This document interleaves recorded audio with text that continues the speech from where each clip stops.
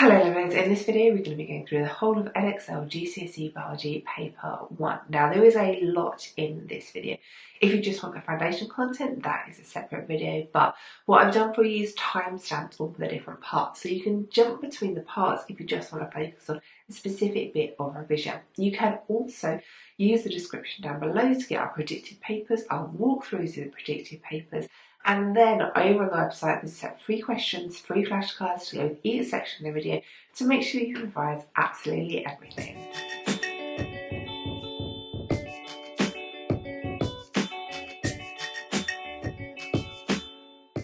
Animal cell structure. So we need to be able to label a basic animal cell and to know what all the parts of the animal cell does as part of the function of the cell. So first up on the outer edge we have the cell membrane, then we have the cytoplasm. These little dots are representing ribosomes. You're very unlikely to need to be able to label ribosomes in a diagram in the exam. If they've got like lots of little dots all the way across the cytoplasm of the cell, that's just to kind of represent the cytoplasm. So it will be very specific and they look like special circles if they are talking about the ribosomes. Then we have the nucleus, which is the biggest circle shape structure inside the cell. And then we have the mitochondria. So these are normally little kind of oval shapes with wiggly lines inside. That's on a diagram how you would recognise that it's a mitochondria. So the cell membrane's function is to control the entry and exit of substances into the cell. The cytoplasm is where chemical reactions happen inside the cell. The ribosome's function is to do protein synthesis, which means to make proteins. The nucleus's function is to control the cell activities. And the mitochondria's function is it's where aerobic respiration happens, and that provides energy for the cell. Now let's do the same with plant cells. So plant cells also have a nucleus. Plant cells also have ribosomes. They have a different oblong-shaped structure to mitochondria, which are the chloroplasts. Again, these will look different to mitochondria. They'll be oblong-shaped, but they often normally have little stacks of or disc shapes inside instead of wiggly lines. That's how you know it's a chloroplast. Then we have our mitochondria. There's normally a large space area, which is the vacuole or the permanent vacuole. Then the inner edge this time is the cell membrane, and the outer edge is the cell wall. So I've filled in all of the functions of the parts that we've already looked at in the animal cell. For the new parts, the chloroplast's function is to absorb light energy for photosynthesis. This whole phrase is something you need to learn for the exam. The permanent vacuole contains cell sap, but its function is to be able to support the cell structure. And the cell wall is strong because it is made of cellulose, and that is also there to help the cell structure.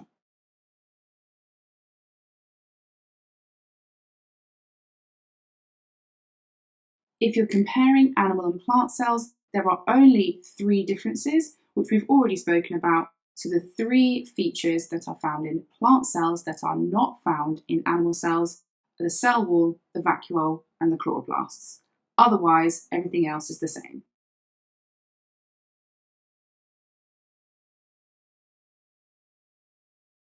Both animal and plant cells are classed as eukaryotic cells. The word eukaryotic is used to describe any cell that has a nucleus, and that inside the nucleus is where the DNA is kept. So because both plant and animal cells have a nucleus, they are both eukaryotic cells.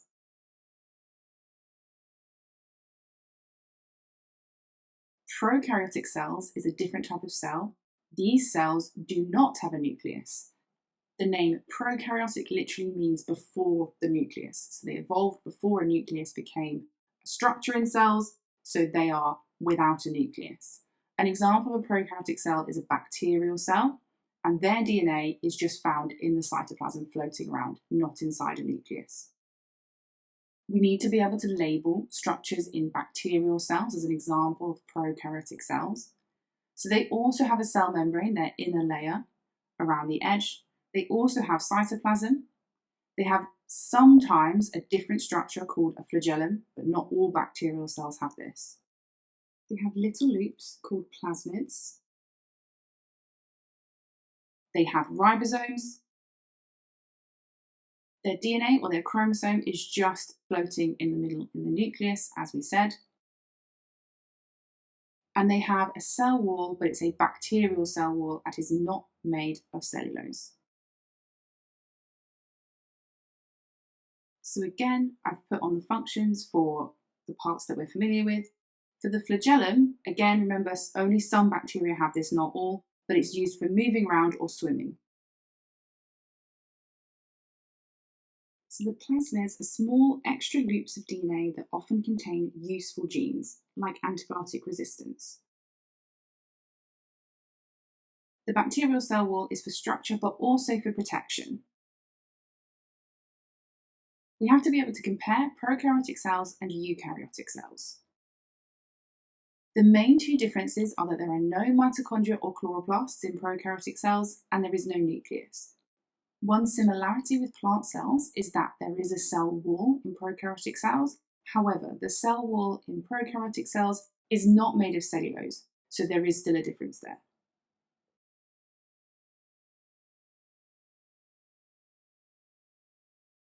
These diagrams we've looked at are very basic cell diagrams, but most cells don't look like this.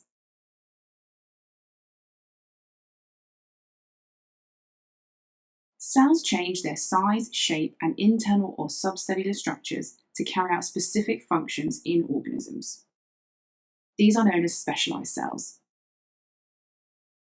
Let's look at the nerve cell or neuron as an example. These structures are very easy to label, and they are the basic structures of some of the animal cell structures we looked at. This is something you can do with a structure that looks like this, even though this cell looks very different because it's very specialized. But that shouldn't stop you being able to label some of the basic structures. Now let's look at its specializations. So it has tiny branches called dendrons, which branch into even smaller dendrites at the end. These help it to receive electrical impulses from other neurons. At the opposite end are nerve endings. These can connect to receptors or effectors like muscles. It has a long axon in the middle, which is a long insulated fibre.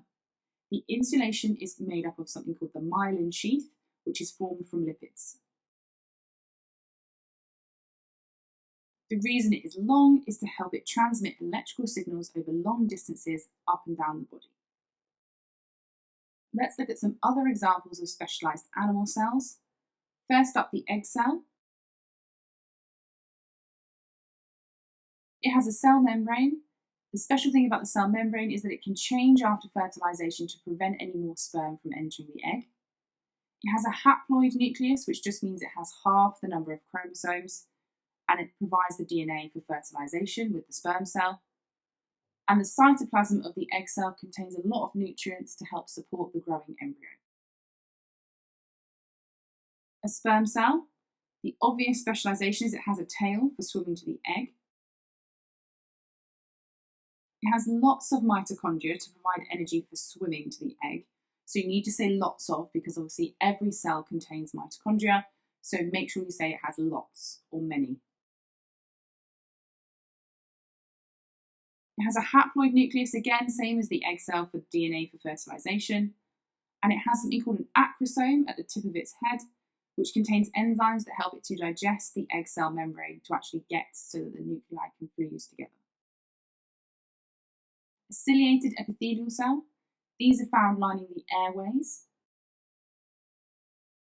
It has all the basic structures we'd expect to see, the nucleus, the cytoplasm, and the cell membrane, but then it also contains cilia. These are hairs that beat to move mucus, which has contained trapped dirt or pathogens, up to the nose and the mouth to be got rid of, so either swallowed or coughed or sneezed out.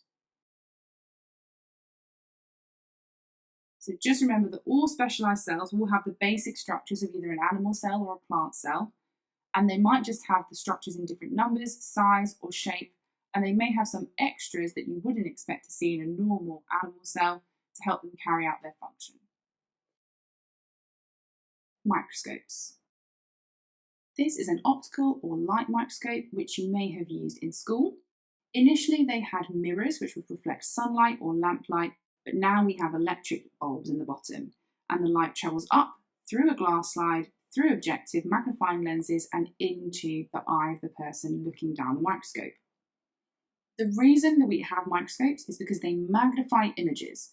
So what we're able to do is make a structure on a living material, such as cells, bigger and appear bigger than they actually are so that our eyes are able to see them.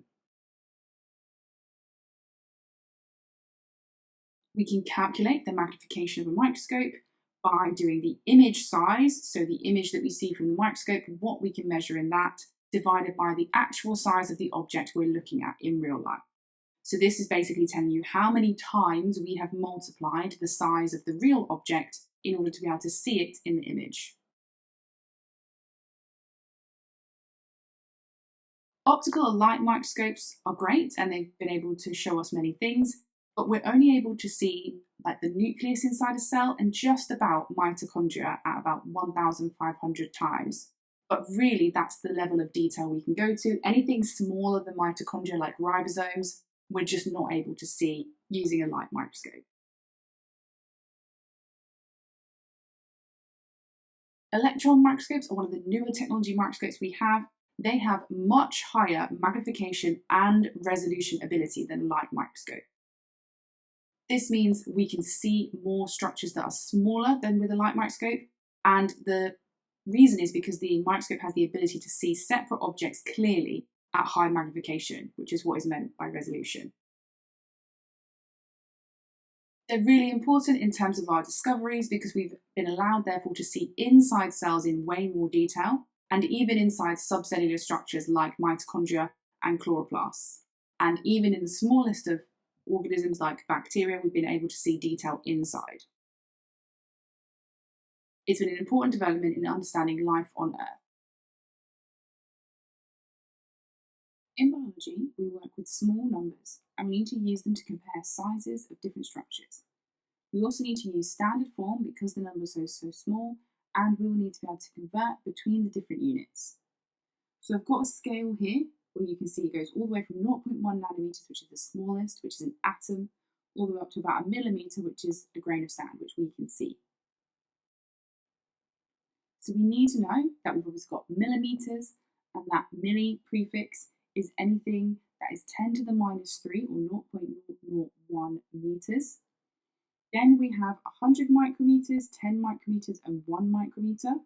This shows you the different sizes of bacteria, red blood cell, and the diameter of a pollen grain.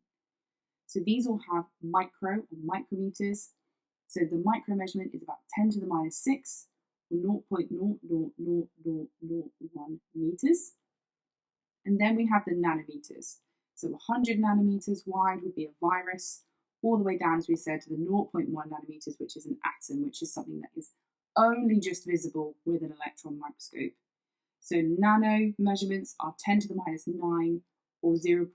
Many zeros, 8 zeros, 1 meters. And then there is pico. So there are smaller measurements than nanometers. Most of the time you'll see these in physics, not in biology, but you need to know the prefix pico is looking at something that is 10 to the minus 12 meters. So to convert between the most common units that we'll be using, nanometers, micrometers, and millimeters, to go from nanometers to micrometers, you divide by 1,000. From micrometers to millimeters, you divide by 1,000. Millimeters to micrometers go the other way, times by 1,000. And micrometers to nanometers, times by 1,000. Most of those conversions will be from millimeters to micrometers that you'll have to do, and it's when we do our magnification calculations. To compare size, you would just divide the larger sized organism or whatever is cell measurement divided by the smaller one. Just make sure your units are the same before you do the division, so you may have to do some conversion. But for example, here I've got the pollen grain, which is 100 micrometers, divided by the red blood cell diameter, which is 10 micrometers. So that shows you that the pollen grain is 10 times larger than a red blood cell. You need to be able to explain and describe how to carry out a microscope practical where you can view structures on a microscope slide. First of all, we need to prepare the slide. This example is going to be with onion cells. So you would add a drop of water to a microscope slide. You would take a very thin piece of tissue, in this case onion skin. It would need to be thin so the light can pass through it. We then need to stain it, in this case with iodine, so that we can actually see the structures inside the cells, like the nucleus and the cell wall. Then you would need to lower gently a cover slip on the top of your stained tissue to cover it before you put it on the microscope. So when you go to put it on the microscope, you would put it onto the stage. So your microscope slide goes onto the stage of the microscope and it's held in place by stage clips.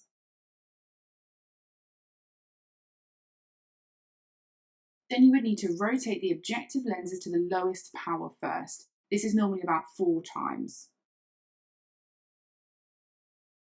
Once you've focused, you can come back to the objective lenses to increase the power to magnify the image more. At low powers, you use the coarse focus wheel to focus the image so that it is no longer blurry. At this point, then you can go back to the objective lenses and rotate them in order to increase the magnifying power.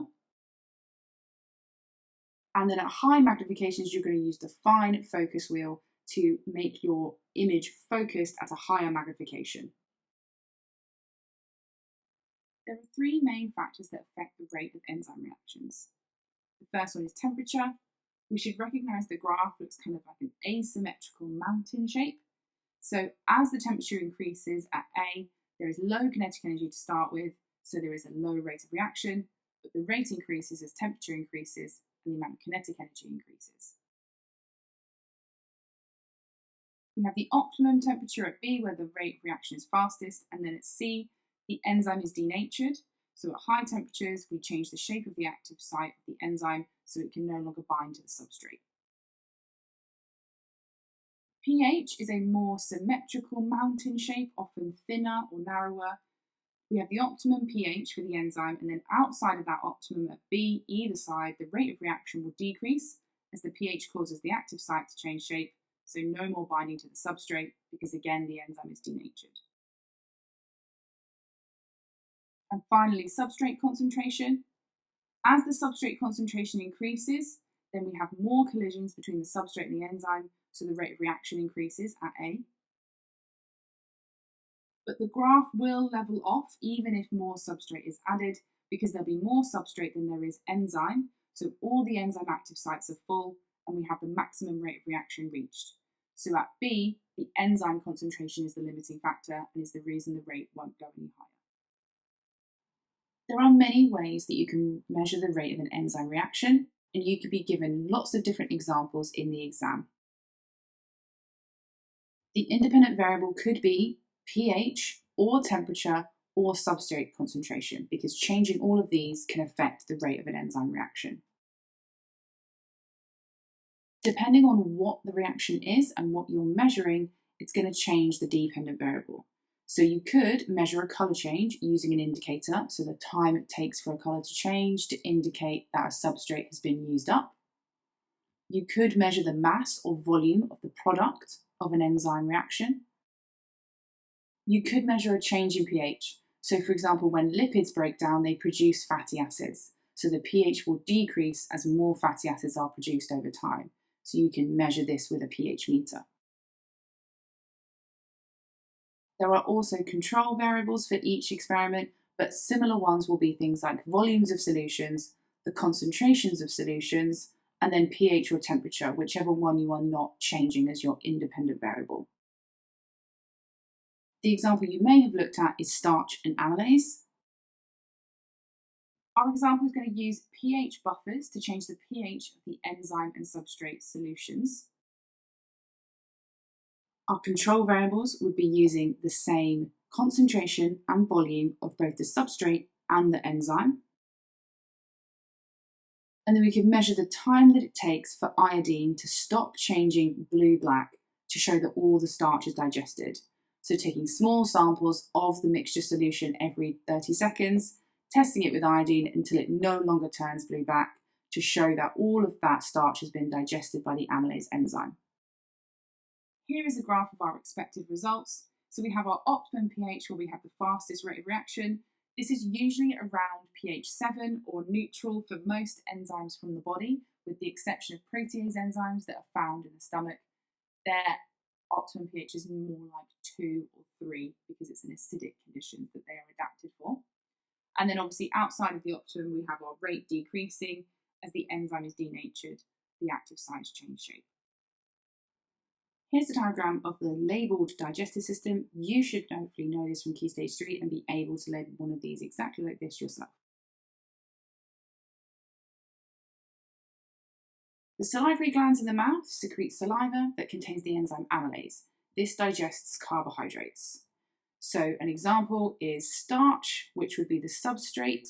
The enzyme is amylase, and they react together and it breaks down starch into glucose, which is smaller sugars. The stomach contains hydrochloric acid to kill bacteria and secrete protease enzymes to digest proteins. So this is where we have proteins. The protease enzyme breaks these proteins down into the smaller molecules, which is amino acids. The small intestine is where the absorption of all the small molecules into the blood occurs. It contains all 3 types of enzymes that are secreted by the pancreas, including lipase to digest lipids. So lipids are broken down by lipase enzymes into glycerol and fatty acids. So on this page, we need to be able to remember all of the enzymes, what they break down, what they break their substrate down into, so the product or the small molecule. We need to know where they are secreted from, which I've written down here, and where they work. So in the salivary gland is where amylase is made and it works in the mouth. Protease is made in the stomach and it works in the stomach. And then the pancreas makes all 3 enzymes, a form of amylase, proteases, and lipase. So it's made in the pancreas, but they work in the small intestine to complete digestion, and that's then where all of those small molecules are absorbed. When we're talking about enzymes and how they work, we need to understand that they work through this idea of the lock and key mechanism, where the substrate acts like a key and the active site of the enzyme acts like a lock. It has a specific shape so that only one substrate can bind to the enzyme.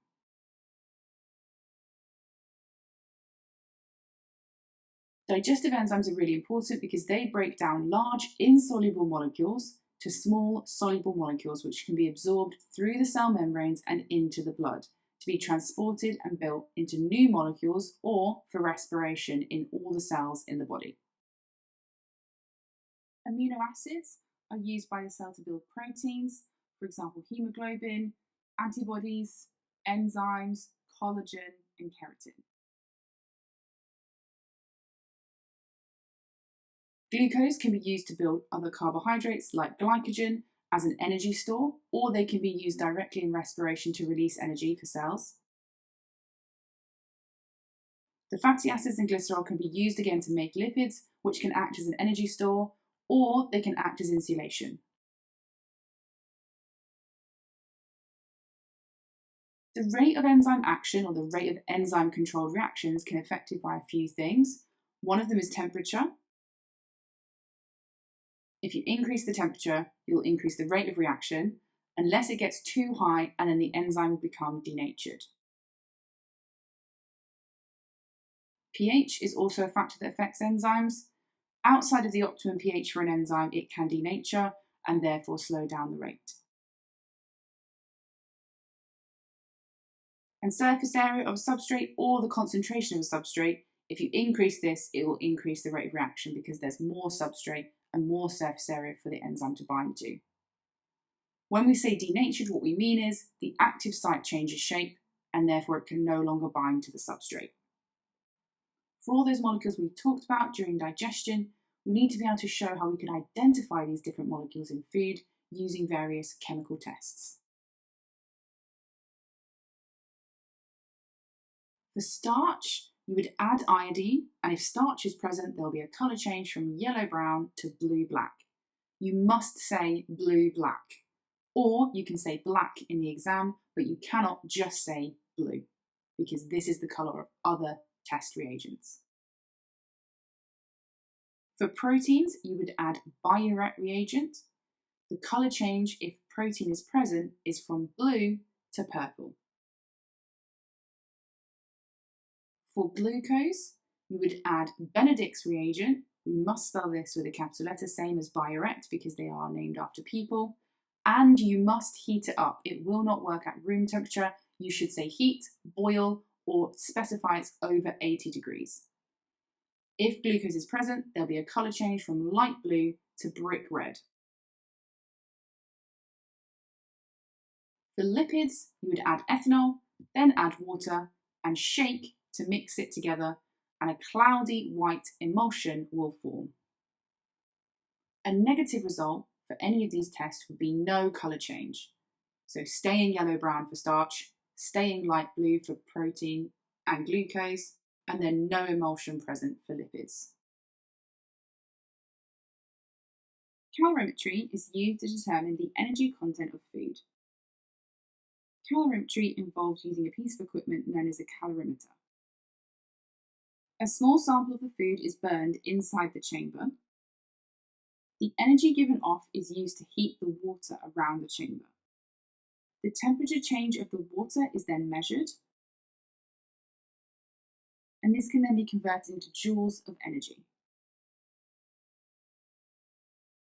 The energy or calories in a food is found on the nutritional information label on its packaging, and this will have been calculated using a calorimeter. Diffusion is the net movement of particles from an area of high concentration to an area of low concentration. So net just means overall, so the particles will move randomly in random directions, but overall over time, more particles will move from an area of high concentration to an area of low concentration. This is a passive process because it does not require energy. In terms of what's diffusing into and out of cells, mostly oxygen and glucose will be diffusing into cells as these are needed for respiration, so they get used up and will be in low concentration inside cells. Carbon dioxide and urea diffuse out of cells. These are waste products from metabolic processes, so they will build up inside cells and be in higher concentration, so they will diffuse out.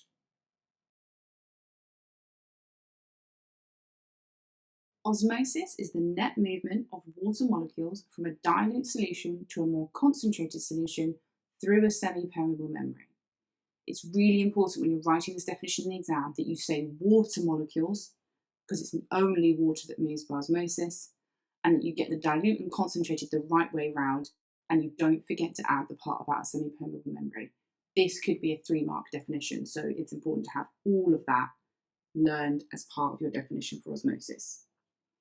When we say a semi-permeable membrane, what we mean is a membrane that lets small molecules through but not large ones, for example, a cell membrane. You can get artificial semi-permeable membranes as well, and they can use those as an example in the exam, so it's not always something that happens just through cells. Just like diffusion, it's a passive process because it does not require energy.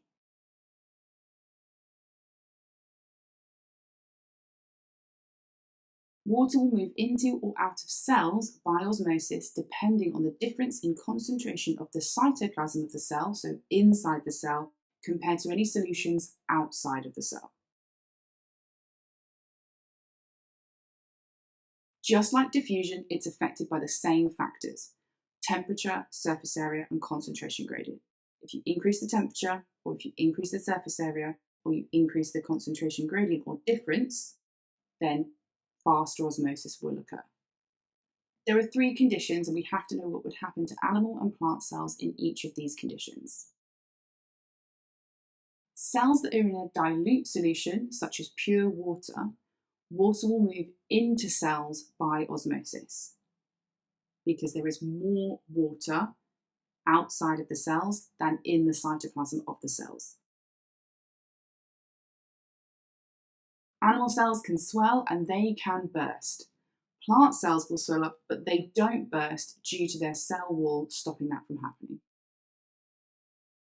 When cells are in a solution that has the same concentration as their cytoplasm, there will be no net movement of water into or out of cells. This means that no osmosis will occur. cells remain in the same state in terms of how much water is inside their cells. This is why it's important for things like blood plasma, which is the solution surrounding red blood cells, to have the same concentration as red blood cell cytoplasm. When cells are placed in a more concentrated solution, such as salt or sugar solution, water will move out of the cells by osmosis.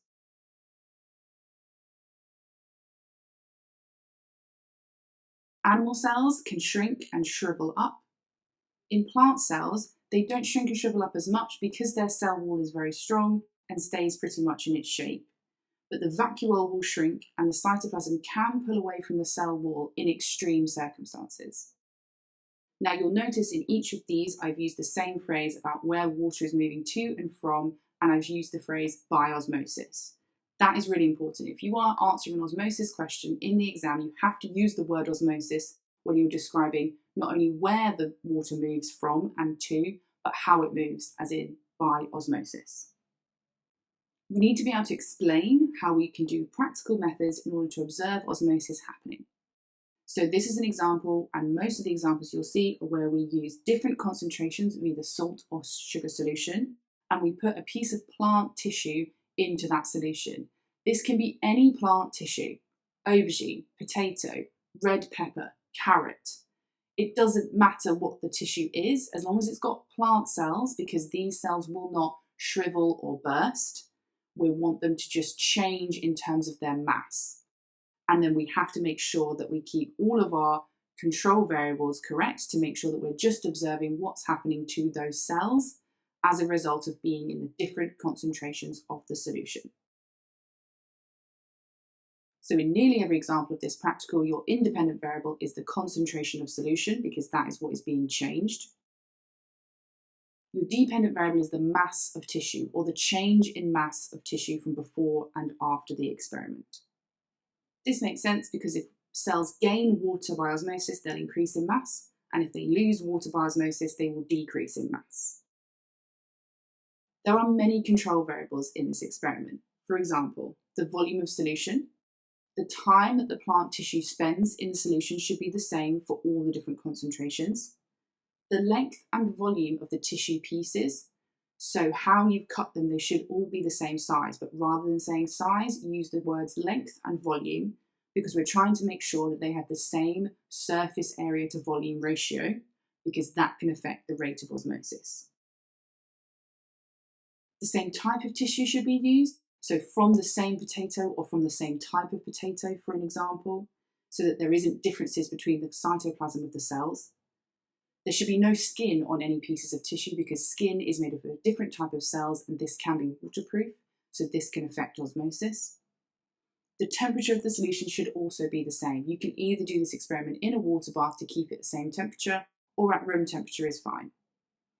Remember, control variables should be anything that could affect the results of the experiment, and in this case it's anything that could affect the rate of osmosis in each of these different solutions. The other key thing to remember is that when we are weighing and measuring the mass of the tissue, after it has been in the solution, we need to blot our pieces of tissues dry to remove any solution so that doesn't affect the mass. I've got an example of a graph produced from data from this experiment, and always need to remember that when we are looking at graphs like this, often they will ask you to show the concentration of the tissue. How could you use this graph to work out what the concentration of the cytoplasm of the cells in these pieces of plant tissues is? So if you plot percentage change in mass against the concentration gradient, and then you look for where the line of best fit crosses the x-axis, which will be 0. So at that point there is 0 change in mass, so we know that there's no water moving into or out of the cells. Therefore, in this case, the concentration that is closest to the cytoplasm of the cells in this example is 0.6 molar. So this is how you would use these graphs. It's always looking for where the line of best fit crosses the x-axis at 0, where that means there is no change in mass. Because that must mean that the concentration of the solution and the concentration of the cytoplasm of the cells is the same, so there is no osmosis. Active transport is the movement of particles from low to high concentration against their concentration gradient using energy. This is not a passive process, unlike osmosis and diffusion, because it requires energy from respiration.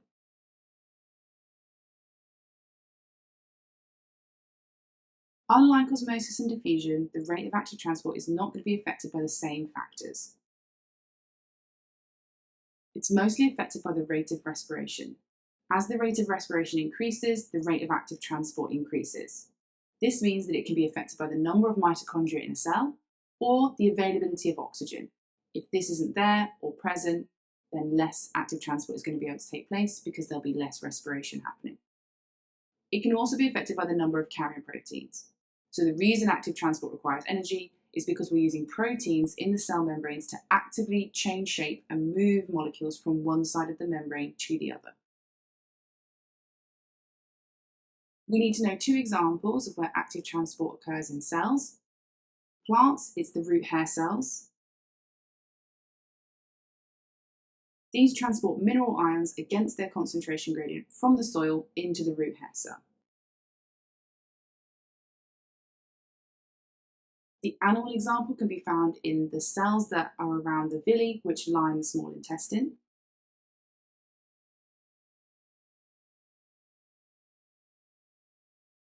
These transport glucose molecules against their concentration gradient from the small intestine into the blood after equilibrium is reached. Both of these cells also carry out diffusion, but having this ability to do active transport maximizes the absorption of these essential nutrients. So plants cannot survive without mineral ions, and in animals we need all the glucose we can get from our food in order to carry out respiration. So once diffusion has happened and these molecules have tried to move into cells down their concentration gradient, if there is still glucose left in the small intestine, and if there's still mineral ions in the soil, but there's a high concentration already inside the blood or inside these cells, they will use active transport to make sure they get every single last mineral ion or molecule of glucose to make sure that we absorb the maximum that we can. The adaptation of these cells is that they will have lots of mitochondria to help provide the energy needed for lots of active transport. Any cell that you get told or is given as an example of a cell that carries out a lot of active transport will require a lot of mitochondria to provide enough energy through respiration to do that process.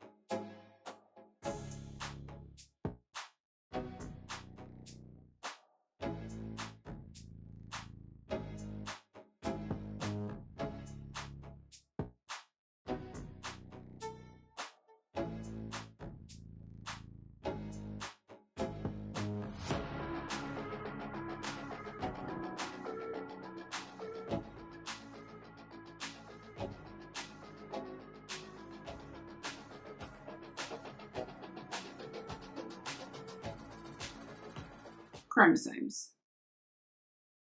DNA is a long molecule that forms a twisted double helix.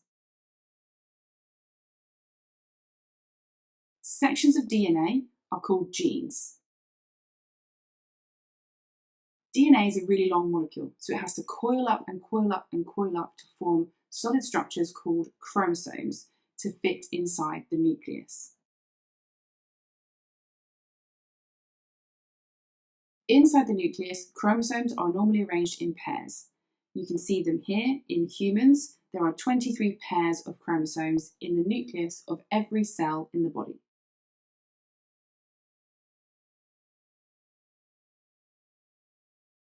Mitosis and the cell cycle.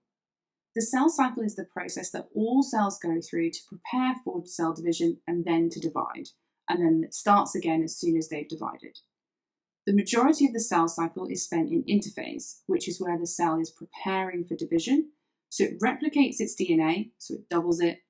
It grows in size, you can say the cell elongates, and it increases the number of subcellular structures. So as well as doubling the DNA, the numbers of things like ribosomes and mitochondria will also increase. After interphase, the cell is ready to divide, and that process is known as mitosis, which is where actual one cell divides into two identical daughter cells. We need to be able to recognise and describe the stages of mitosis. So in prophase, the DNA condenses and the chromosomes become visible. In metaphase, the chromosomes line up in the middle of the cell. Think meat in the middle, meta. Anaphase, a copy of each chromosome is pulled to the opposite ends of the cell. They make little arrow shapes, so think A for anaphase, A for arrow shapes. Telophase, new membranes form around the chromosomes at each end of the now quite long cell. Cytokinesis is the process where the cell membrane divides to form the two identical daughter cells.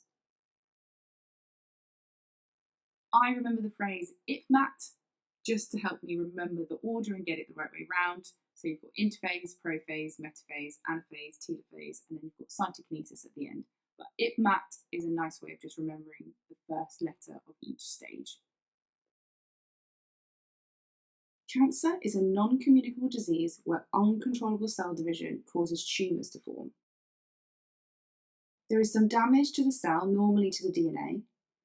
This alters the way the cell division process occurs. This leads to uncontrolled or unlimited cell division, which then forms a tumour. Some tumours can be classed as benign. These are slow-growing and non-cancerous because they are contained in a membrane and do not spread to other parts of the body or other tissues. Malignant tumours, though, are cancerous. They are fast-growing and they can break off and spread to form secondary tumours in other parts of the body or other tissues by travelling through the bloodstream. You need to be able to define cancer as uncontrollable cell division and know about the two different types of tumours. Risk factors for cancer. Smoking introduces carcinogenic chemicals into the body through the tar that's in the cigarettes, and it can cause lung cancer, but others as well. Exposure to UV radiation, which we said is a form of ionizing radiation, has been linked to skin cancer. Obesity is a risk factor because we know that fat cells can signal other cells to divide. Viral infection, we've talked about the example with HPV that can cause cervical cancer.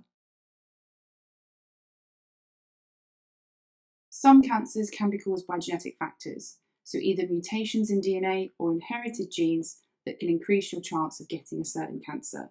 For example, the BRCA gene, which is known to increase your chance of getting breast cancer. The growth of babies into children can be measured by recording their mass in kilograms, their height in centimetres, or their head circumference in centimetres. This growth over time can then be monitored using percentile charts. The percentile chart I've got here is a mass graph for females between the ages of 2 and 18 years old.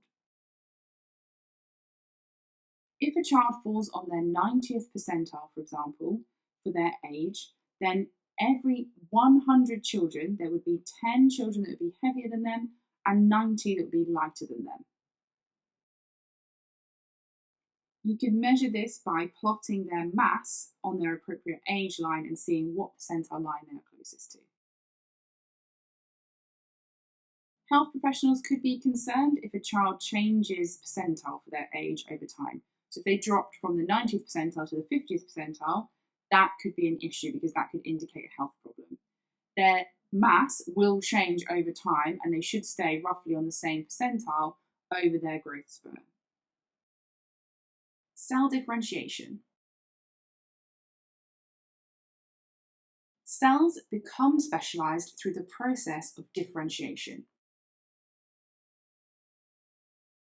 This is where different genes are turned on or off in each cell to change their shape or the number of subcellular structures that they have. And this is what allows them to become adapted to carry out a particular function. Undifferentiated cells, so cells that have not yet differentiated to become specialized, are known as stem cells. So you can see here I have a stem cell, and then that stem cell can go through the process of differentiation to produce red blood cells, or a neuron, or epithelial cells, or white blood cells, or muscle cells, or bone cells. It depends on what that process of differentiation looks like in the cell, determines what cell it's going to look like at the end. Differentiation is different between plant and animal cells.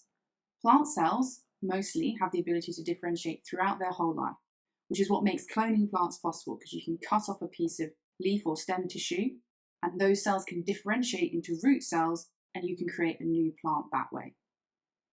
Animal cells are not like that, and they do not have this ability.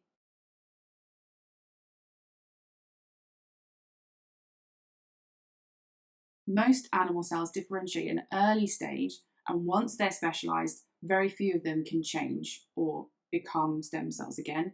They just divide by mitosis to replace themselves. So an example here is why differentiation and mitosis is important in animals, is because we start off as a fertilized embryo, and then that goes through mitosis to develop a ball of cells, but all of these cells at this point are stem cells. As the embryo starts to develop and grow into a fetus, cells go through differentiation to produce all the different cells and tissues that the body needs. Eyes, ears, brain cells, heart cells, muscle cells, bone cells, all of those will be produced through differentiation. And then once that's happened and you have all of the cells and tissues in the body that you need to have a full organism, then we just go through the process of mitosis in order to grow and get bigger. So to grow from a small fetus into the full-sized baby, and then from a baby into an adult.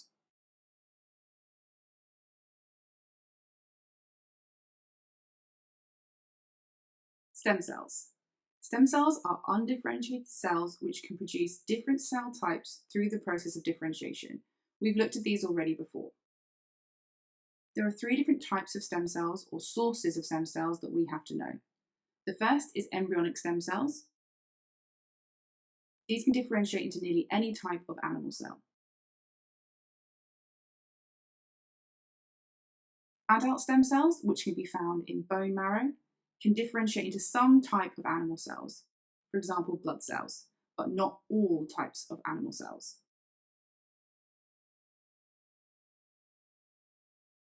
Plant stem cells are found in the tips of roots and shoots. These are known as meristems. They can differentiate into any type of plant cell. We mentioned before that plant stem cells can have this ability to differentiate throughout the whole of their life, and this is how we can use it to clone plants. This means we can make lots of plants really quickly, and that's useful in some cases because we can save rare species from extinction.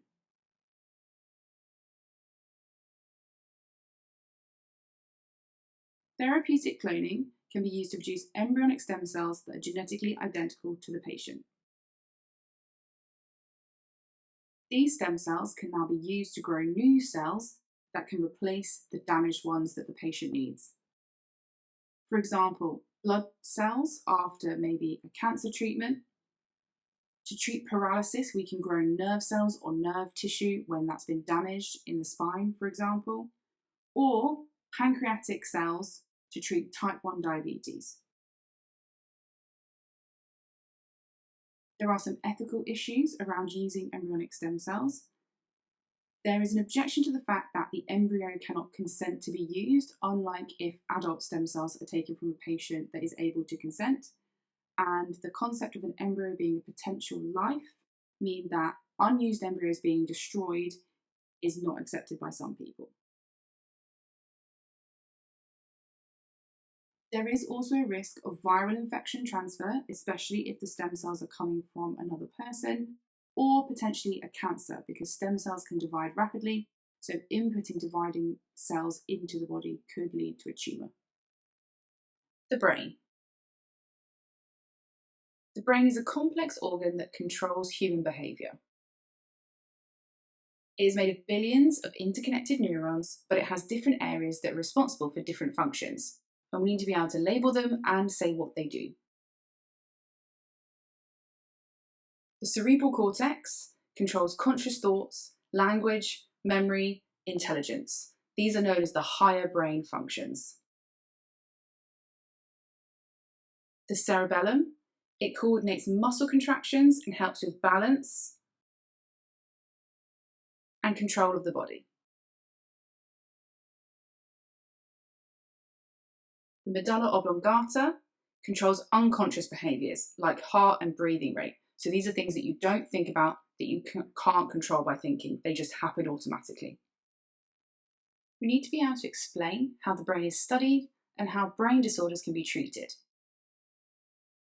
The brain has been investigated and mapped out by being able to study people who have brain damage or injury, by identifying where their injury is, and then figuring out what effect that has on their function. We can identify what that part of the brain does.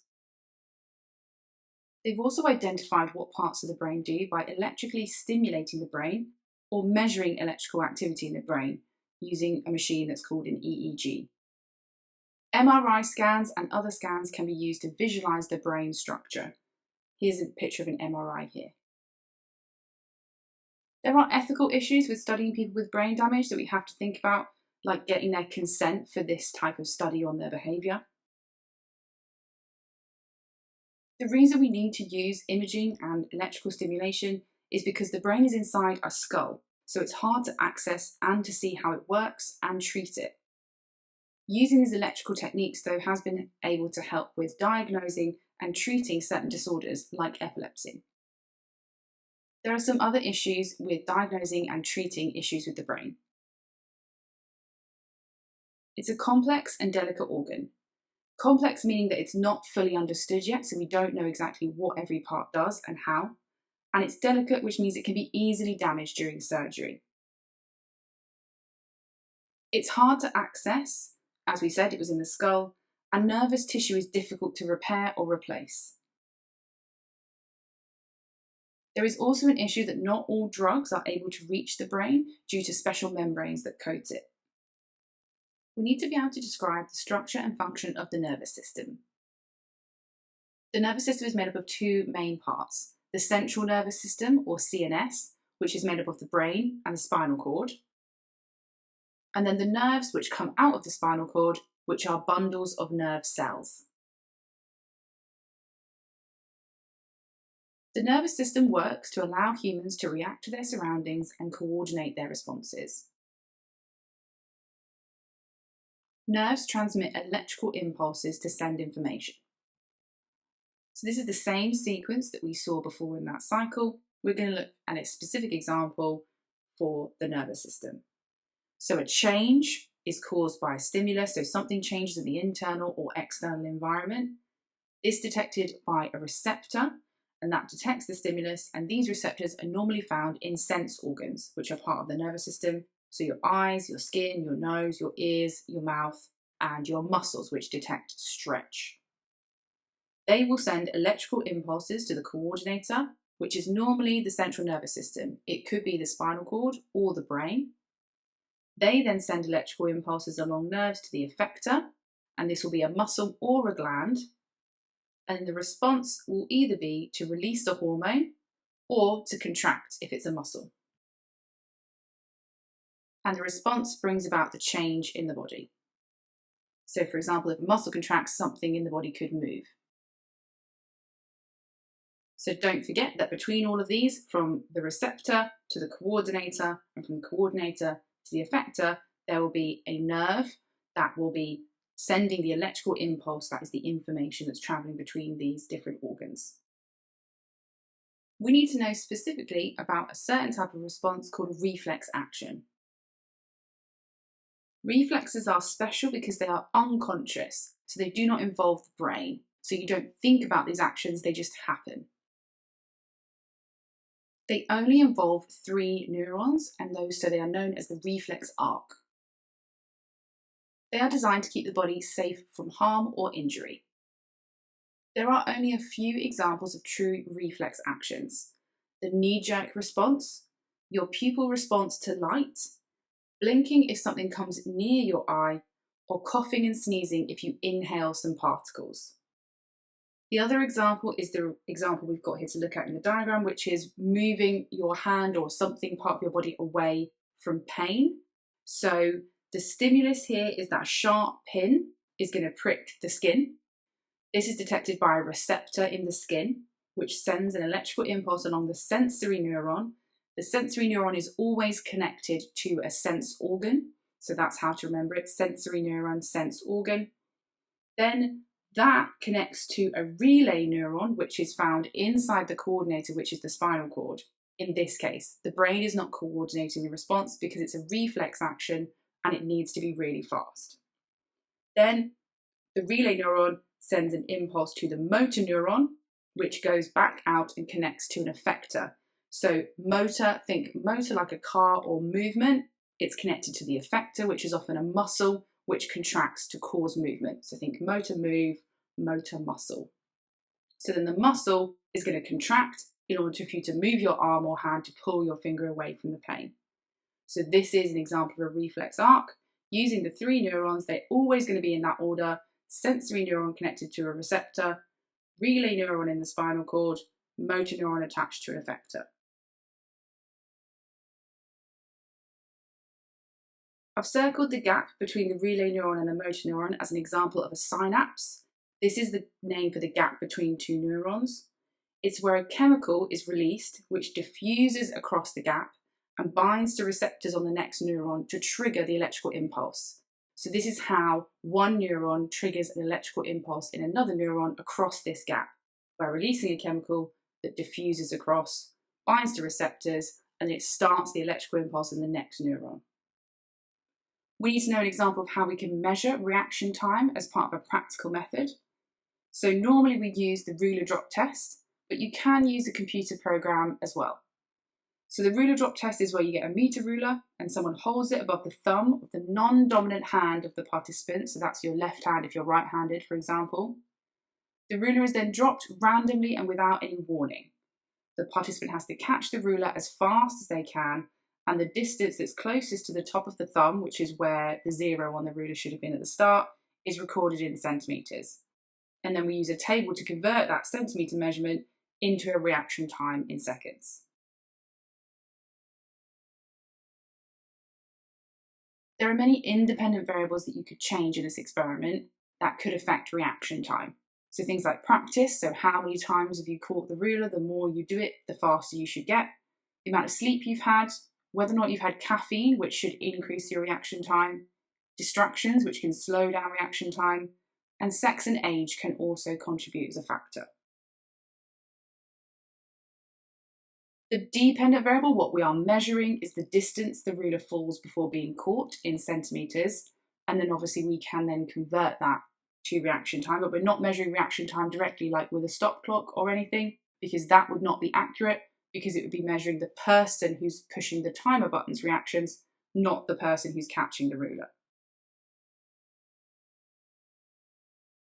Things we can control in the experiment, or should control to keep them the same. The mass of the ruler is an acceptable answer because that can affect how fast it falls and how easy it is to catch, but nothing else about the ruler. You cannot get marks for saying things like the same ruler used.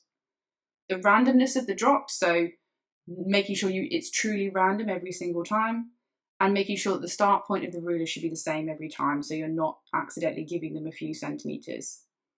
Obviously, as well as those, we should control anything else on that independent variable list that we are not changing. So if we are just looking at whether sleep affects reaction time, everything else should be kept as same as possible because they can affect the reaction time. So we should make sure that they've got no distractions, they haven't had loads of practice beforehand, they haven't had caffeine, or they've all had the same amount of caffeine, and if possible, similar ages and sexes.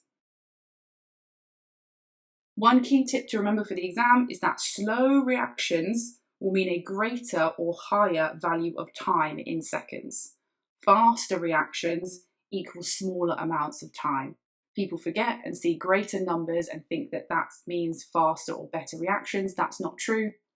For a fast reaction time, you want a lower number. The eye is a sense organ that contains receptors that can detect changes in light intensity or colour. The optic nerve transmits electrical impulses to the brain.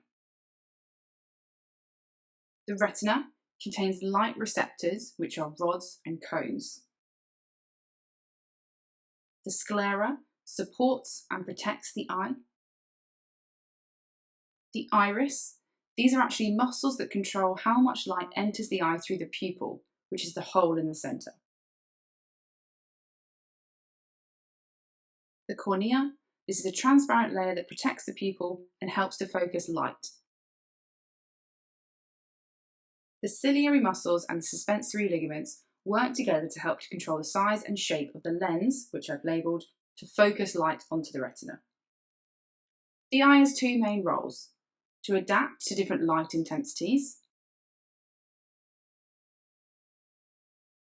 In bright light, the circular iris muscles contract and the radial iris muscles relax. In dim light, the circular iris muscles relax and the radial iris muscles contract. So this makes the pupil smaller in bright light, so less light enters the eye, and larger in dim light, so more light enters the eye.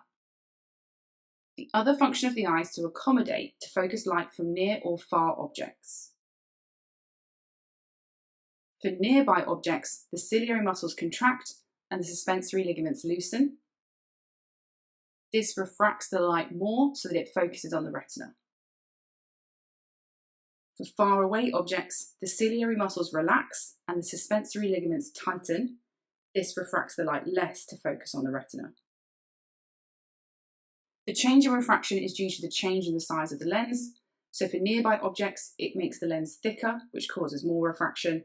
And for far away objects, it causes the lens to become thinner, which causes less refraction. There are two eye defects we need to know about. Hyperopia is one of them. This is also known as long-sightedness. It's where the lens is too flat, so it can't refract the light enough, and nearby objects appear blurry. It's fixed with a convex lens in glasses or contact lenses, which diverges the light rays. Myopia is where far away objects are blurry, and it's also known as short-sightedness. This is where the lens is too curved, so it refracts the light too much. It can be fixed with a concave lens in glasses or contact lenses, which converges the light rays. There are other treatment options for these defects, such as laser eye surgery to change the cornea shape. So that changes the cornea shape permanently to change the way it refracts the light so that you don't need lenses.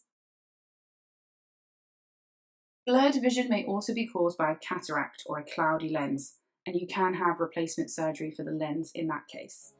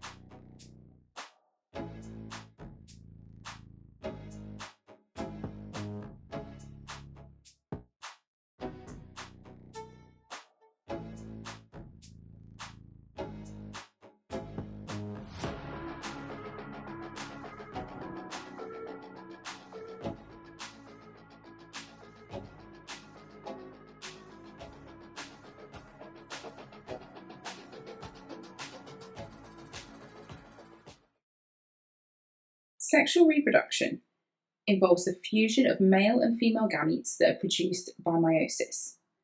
So we have eggs and sperm in humans, as the female gamete is an egg and the male gamete is the sperm. In a plant, the female gamete is also an egg and it's also produced by meiosis in the ovaries, the same as in humans. And then the male gamete is pollen, and this is produced by meiosis in the anthers. The male gamete of sperm in humans is produced in the testes. Sexual reproduction mixes different DNA from each parent, creating variation in their offspring. Gametes are non-identical, and the fusion of each pair of gametes, so which sperm and which egg meet each time they fuse, is random.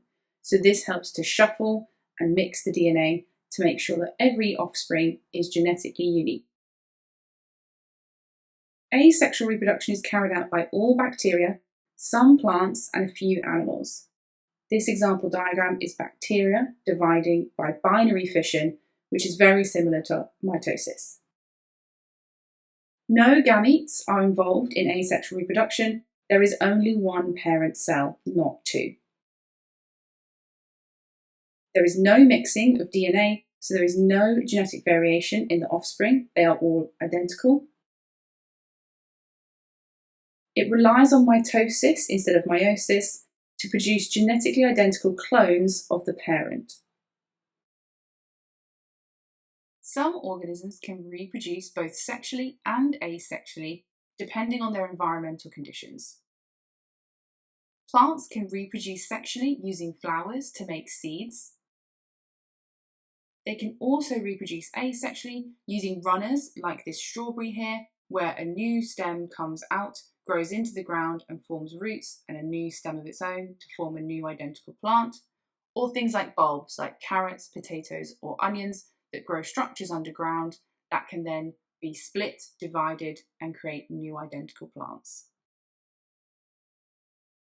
Protists, for example the malaria-causing parasite, can reproduce asexually in human liver and blood cells, but then reproduce sexually in the life cycle phase that happens inside the mosquito vector. Fungi can reproduce sexually to create genetic variation. They can also reproduce asexually by budding off identical spores. This is, for example, what we saw when we looked at rose black spot, the fungal pathogen that produces spores that can then spread to other plants. We need to be able to evaluate these two types of reproduction. A positive of asexual reproduction is that it only needs one parent, so it is faster and it requires less energy. A disadvantage then of sexual reproduction is the opposite, because you need to find a mate because two parents are needed. This means it is slower and it uses up more energy. A positive of sexual reproduction is that it allows natural selection to occur if the environment changes, because genetic variation means that some offspring might be more likely to survive. So it allows natural selection or the process of evolution to occur. A disadvantage then of asexual reproduction is there is no genetic variation in offspring, so they are less likely to be able to survive environmental changes, for example, a new pathogen.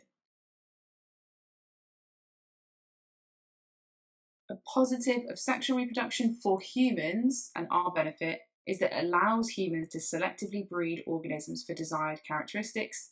So it allows us to speed up natural selection, for example, in crop plants and livestock animals to improve our food production.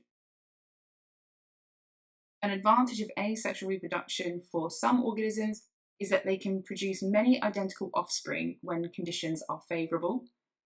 This is also an advantage to humans because it means that we can easily produce large numbers of plants for sale or to grow as food very quickly. Meiosis is the type of cell division that produces gametes, or sex cells. It occurs in reproductive organs, for example, testes and ovaries in humans. To start with, we have a normal body cell that is diploid, or has the full number of chromosomes that a normal body cell would have. In this example, you can see 4 chromosomes. Then the DNA replicates or doubles or copies itself to prepare for cell division. So now we have 8 chromosomes. At this point, this is exactly the same as the start of mitosis. Then we have our first cell division where that cell splits into 2. So each cell now has 4 chromosomes again. Then each of those cells splits into two again. So we have our second cell division, and this produces 4 non-identical cells with half the number of chromosomes, in this case 2, of the original parent cell. We call these cells haploid. So diploid cells have the full number of chromosomes of every cell in the body, and haploid have half the number of those chromosomes. The reason these 4 cells are non-identical is that during meiosis, the DNA is shuffled in order to make sure that each of these gametes will be unique. We need to be able to compare meiosis and mitosis. So unlike mitosis, there are 2 divisions, not 1. There are 4 cells produced, not 2. And the 4 cells produced are non-identical and they are haploid, or contain half the number of chromosomes. Let's look at what happens and why meiosis is important producing these gametes once they are ready to be used in sexual reproduction. So now we are looking at 2 human gametes, an egg cell, the female gamete with 23 chromosomes, which is half the number of the normal body chromosome number in humans, and sperm cells have 23 chromosomes as well in their nucleus. During fertilization, the nuclei of each gamete fuses and the full number of chromosomes is then restored to form a diploid zygote, which is the new cell that's going to form the new organism, and that will now have all the 46 chromosomes it needs in order to carry on developing and growing into a human. That single cell will start to divide by mitosis to form identical copies of itself to create an embryo, which is a ball of stem cells. And then those stem cells keep dividing by mitosis to increase the cell number, but they also go through the process of differentiation to produce all the different specialized cells needed to make a fetus. It's important that we understand the role of meiosis and mitosis. So we need meiosis to make the gametes that have half the number of chromosomes so that the DNA can be mixed when the 2 fuse together during fertilization to create a cell that has the full number of chromosomes we need for a body cell. And then we need mitosis to multiply that cell number, making identical copies in order for a fetus to grow. And we need those cells to go through differentiation to become specialized to form all the specialized cells and tissues in the body. DNA is a polymer made up of 2 strands, and 4 different nucleotide monomers can be joined together to make up these 2 strands. You can see a labeled diagram of a nucleotide here. They all contain a phosphate group, a sugar, and a base. There are 4 different bases represented by the 4 letters A, C, G, and T. I've labelled the bases on the 2 strands of DNA that you can see here. A sequence of 3 bases codes for a particular amino acid. For example, CGT will code for the amino acid alanine.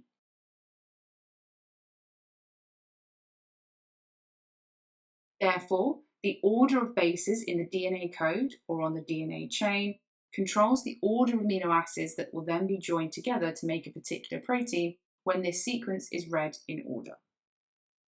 This is how we say, and this is why we say DNA codes for proteins. So reading the code of letters will tell you the order of the amino acids that you need to put together to make a certain protein. We need to be able to know how DNA is organised and the size difference between these features. So I have a cell, which is the biggest thing here. Inside the cell is my nucleus. Inside the nucleus are the structures called chromosomes, which are made up of coiled DNA.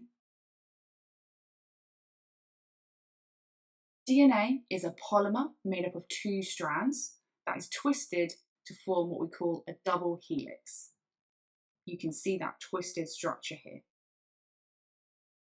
Short sections of DNA are called genes, and these code for proteins. This is because the DNA code on the genes codes for a particular sequence of amino acids that when joined together form a protein. The genome is all the genetic material in an organism.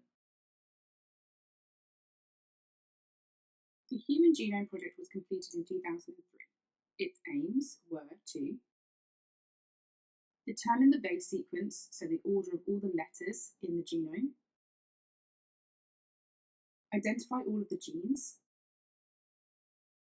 and develop faster DNA sequencing methods. The uses of this are really important for medicine. Being able to predict the chances of a person getting a certain disease, and working on developing more effective personalised medicine, because the different alleles that people have can affect how a drug works. We need to be able to describe how to extract DNA from fruit. First, you should remove any skin for some fruits with a tough outer skin, and then you need to mash up the fruit. Then add a small amount of washing up liquid and a pinch of salt. Gently heat the mixture for about 5 minutes at 60 degrees. Then filter the mixture to remove any large lumps and retain the filtrate. The filtrate should be kept cold on ice.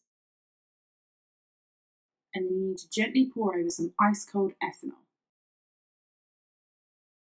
You should be able to see the DNA appear between the layers of the filtrate and the ethanol, as strands, and occasionally there will be bubbles.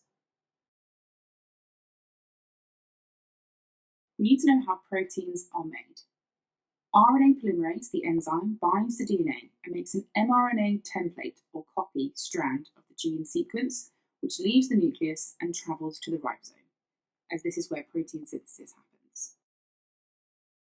Carrier molecules arrive at the ribosome, bringing specific amino acids to build the protein chain in the right order. Bases on the tRNA molecules bind with their complementary bases on the mRNA strand. A always binds with T, and C always binds with G. If the DNA sequence is changed, then the order of the amino acids in the protein may change. After the protein chain is formed, it is folded to produce a unique shape. The shape is specific to the protein's function, either as an enzyme, a hormone, an antibody, or a structural protein like collagen. If the amino acid sequence is changed, then a different shaped protein could form. Mutations are changes to the DNA base sequence.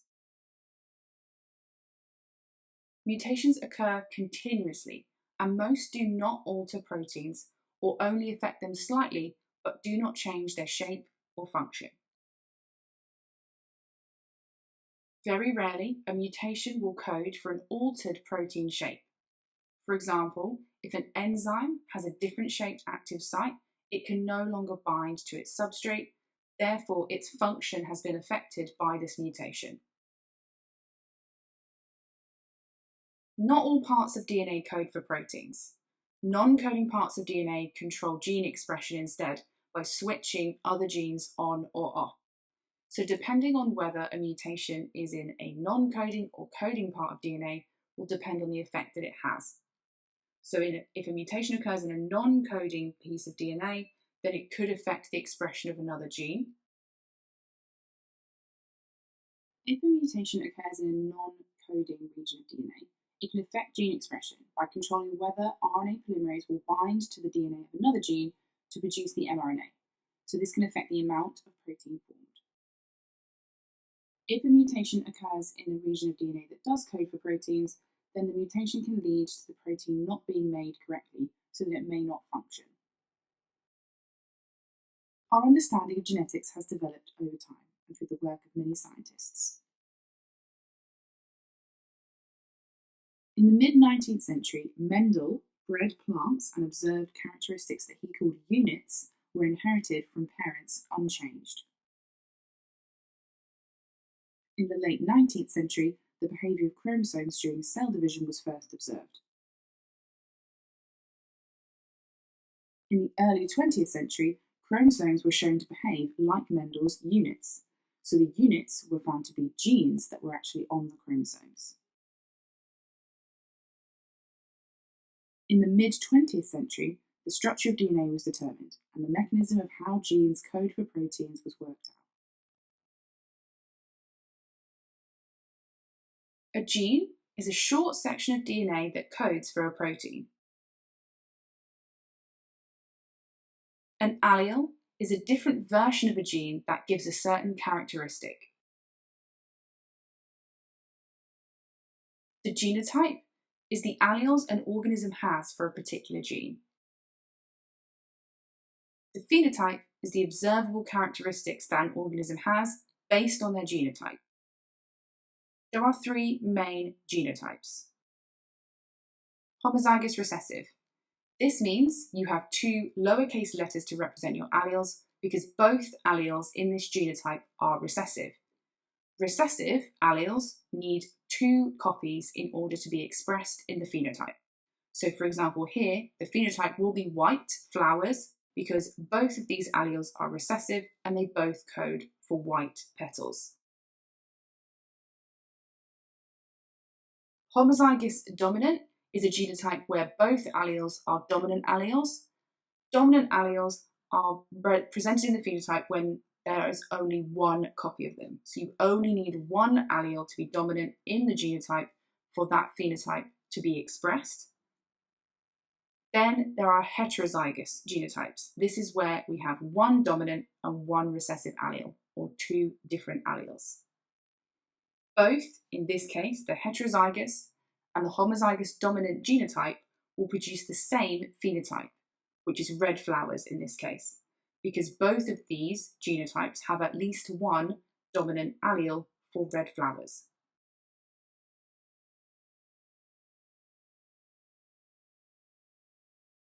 We can use Punnett squares to predict the possible genotypes and phenotypes of the offspring of two parents.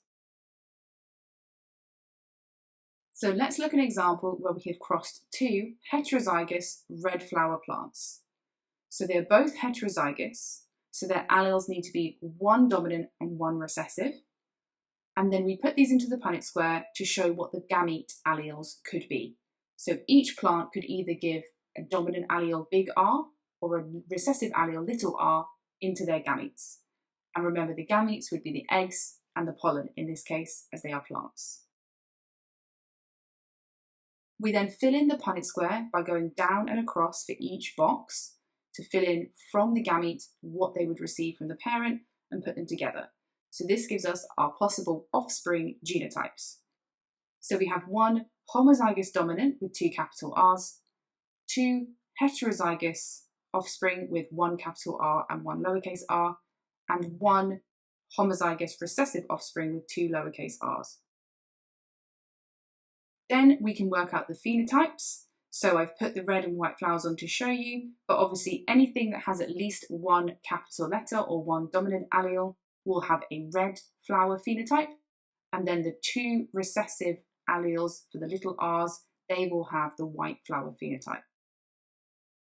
We can either use ratios to describe the phenotypes, so for example 3:1 red to white, or we could use percentages to look at the probability of the offspring being a certain genotype.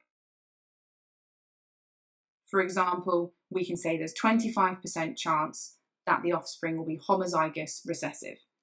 When doing this in an exam question, you should always annotate the Punnett square to show what you mean. So if I'm saying there's 25% chance of being homozygous recessive, I circle that offspring genotype on my Punnett square. Family pedigree charts, or family trees, can show how a genetic disorder can be inherited through generations in a family. Males are usually represented by squares and females by circles. Filled shapes normally show that that person has the disorder or the trait that's being tracked through the family. Each level represents a generation. So we have 3 generations here because we have the first generation, which is the parents A and B. Their children, E, F, G, and H, represent the second generation. H has had children with person I, and so their children, which will be the grandchildren of A and B, represent the third generation. You need to be able to analyse family trees like this in order to identify facts about the disorder that's being inherited and about the people. Here we can see that this must be a recessive disorder because H and I have had a child L that has the disorder, but neither H or I actually has the disorder themselves. So they must be heterozygous and they must be carriers.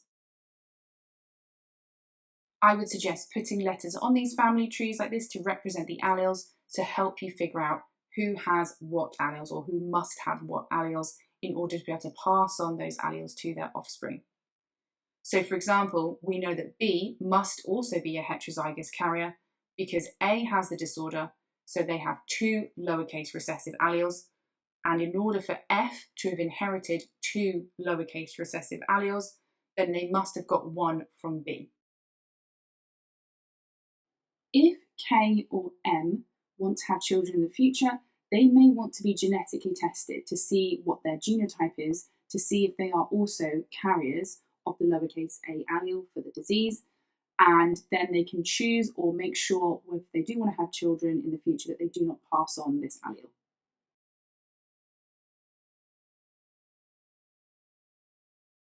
In humans, there are 23 pairs of chromosomes. 22 are body chromosomes, and pair 23 are the sex chromosomes. You either have XY or XX, and these sex chromosomes play a role in determining sexual characteristics. Every time a sperm and an egg fuse in fertilisation, there is a 50% chance that the embryo made will be either male or female. We can show this with a Punnett square.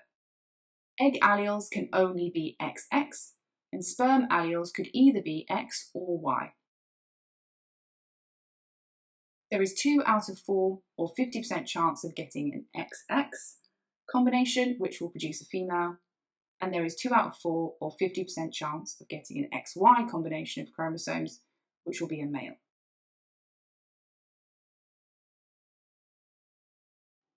Inheritance isn't always as simple as we've looked at it so far. 2 other factors, such as codominance and multiple alleles, can make them slightly more complicated. Codominance is when both alleles of a gene are expressed in the phenotype. Neither is recessive. Here is an example with flower colour. You'll see that the alleles are put as like superscript letters above the gene letter C, so C for flower colour. We have white alleles, red alleles, and then we have a third phenotype, which is pink, because that contains the heterozygous genotype, the mix of both R and W alleles. It is pink, which is a blend of the 2 colour pigment phenotypes, but it could also be a more separate mixture, so it could be speckled or patched or spotted, like the image I've put here. Here is an example of the inheritance of 2 pink flowers, so 2 heterozygous genotypes that show codominance. We will get red, pink, and white phenotypes in the potential offspring, and the ratio is 1 to 2 to 1, red to pink to white. This is obviously different to the normal 3 to 1 ratio we'd expect to see if we bred 2 heterozygous individuals together that didn't show codominance, because we'd have 3 phenotypes that would have at least 1 dominant allele, and so they would all be the same, and then we'd have our recessive phenotype. But with codominance, there are 3 possible phenotypes. All the examples we've looked at so far talk about having 2 alleles for every gene. It is possible to have more than 2 alleles. For example, the gene for blood type has 3 alleles for the gene and not 2. The alleles A and B are codominant with each other, and O is recessive. You can see here all the possible genotypes that can create the 1, 2, 3, 4 different blood types. So there are 4 potential phenotypes here because of the multiple alleles. And if we look at a cross between an A blood type person and a B blood type person, the potential there is that they can have a ratio of 1 to 1 to 1 to 1. So you can get 1 of each blood type in the offspring, which is clearly obviously different from the normal 3 to 1 ratio we've been expected to see. So you can have an AB individual, which gives you an AB blood type, a B individual, an A individual, and an O individual.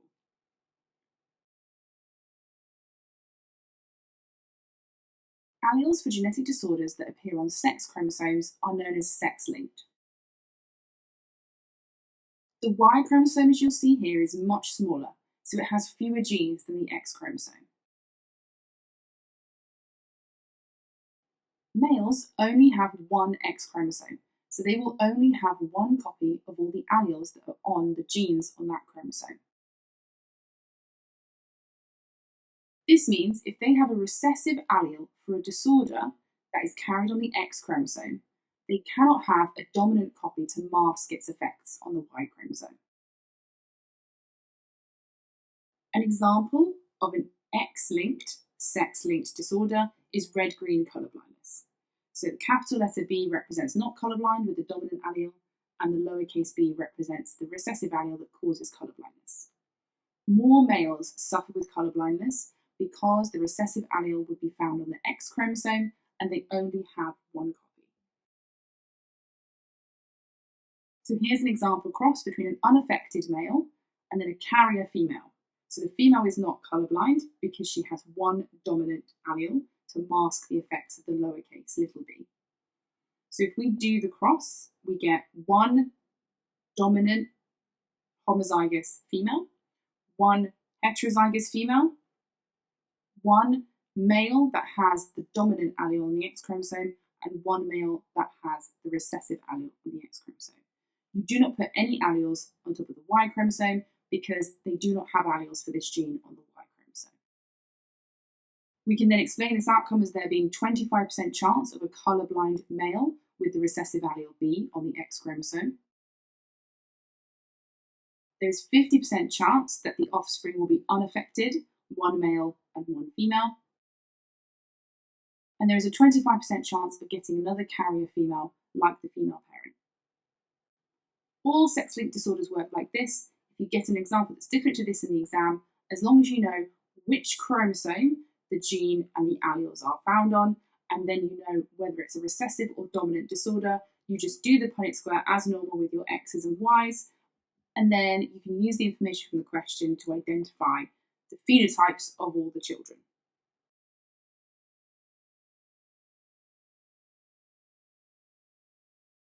In most populations, there is variation, which just means differences in characteristics between organisms.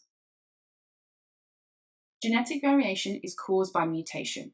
Most of the time, this has no effect on the phenotype, but sometimes it can change it. For example, a new allele for fur colour in my cats could have been caused by a mutation. Variation can be the result of inherited genes, the environment, or a combination of both. Some examples of different characteristics caused by inherited genes are eye colour, blood type, and earlobe shape. Some examples of varied characteristics caused by the environment only are scars, the language you speak, and your hair length if you get it cut. And there are 2 or 3 characteristics that we can talk about being affected by both genetics and the environment. So height and body mass, although there is some element of genetic effect on these in your characteristics, both can also be affected by things like diet, nutrition, and exercise, or things like light intensity or mineral availability if it's a plant. And then flexibility is another example. So yes, genetically you could be more flexible than someone else, but there is also the ability to improve your flexibility through practice. An organism's complete set of genetic information that's found in every cell is known as their genome. The Human Genome Project was an international scientific research project. So it pulled together expertise, equipment, and stuff from people from all over the world. Their aim was trying to find out the sequence of all the chemical bases in the entire human DNA molecule. In total, it was over 3 billion bases.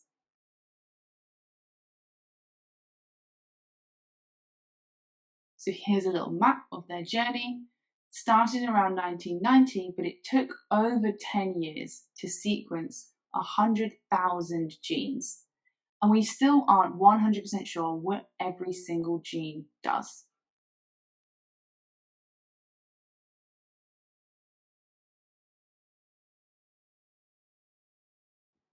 The Human Genome Project was a global collaboration to sequence the 3 billion pairs of bases in the human genome. It took a really long time because the technology at the time developed as this was being done in different countries, in different labs all over the world. It has allowed us to identify genes that are linked to or cause diseases, to help us discover new targets of genes for treatments. It's helped us to understand and treat inherited genetic disorders. And it's helped us to trace early human migration patterns by comparing DNA to learn more about human evolution.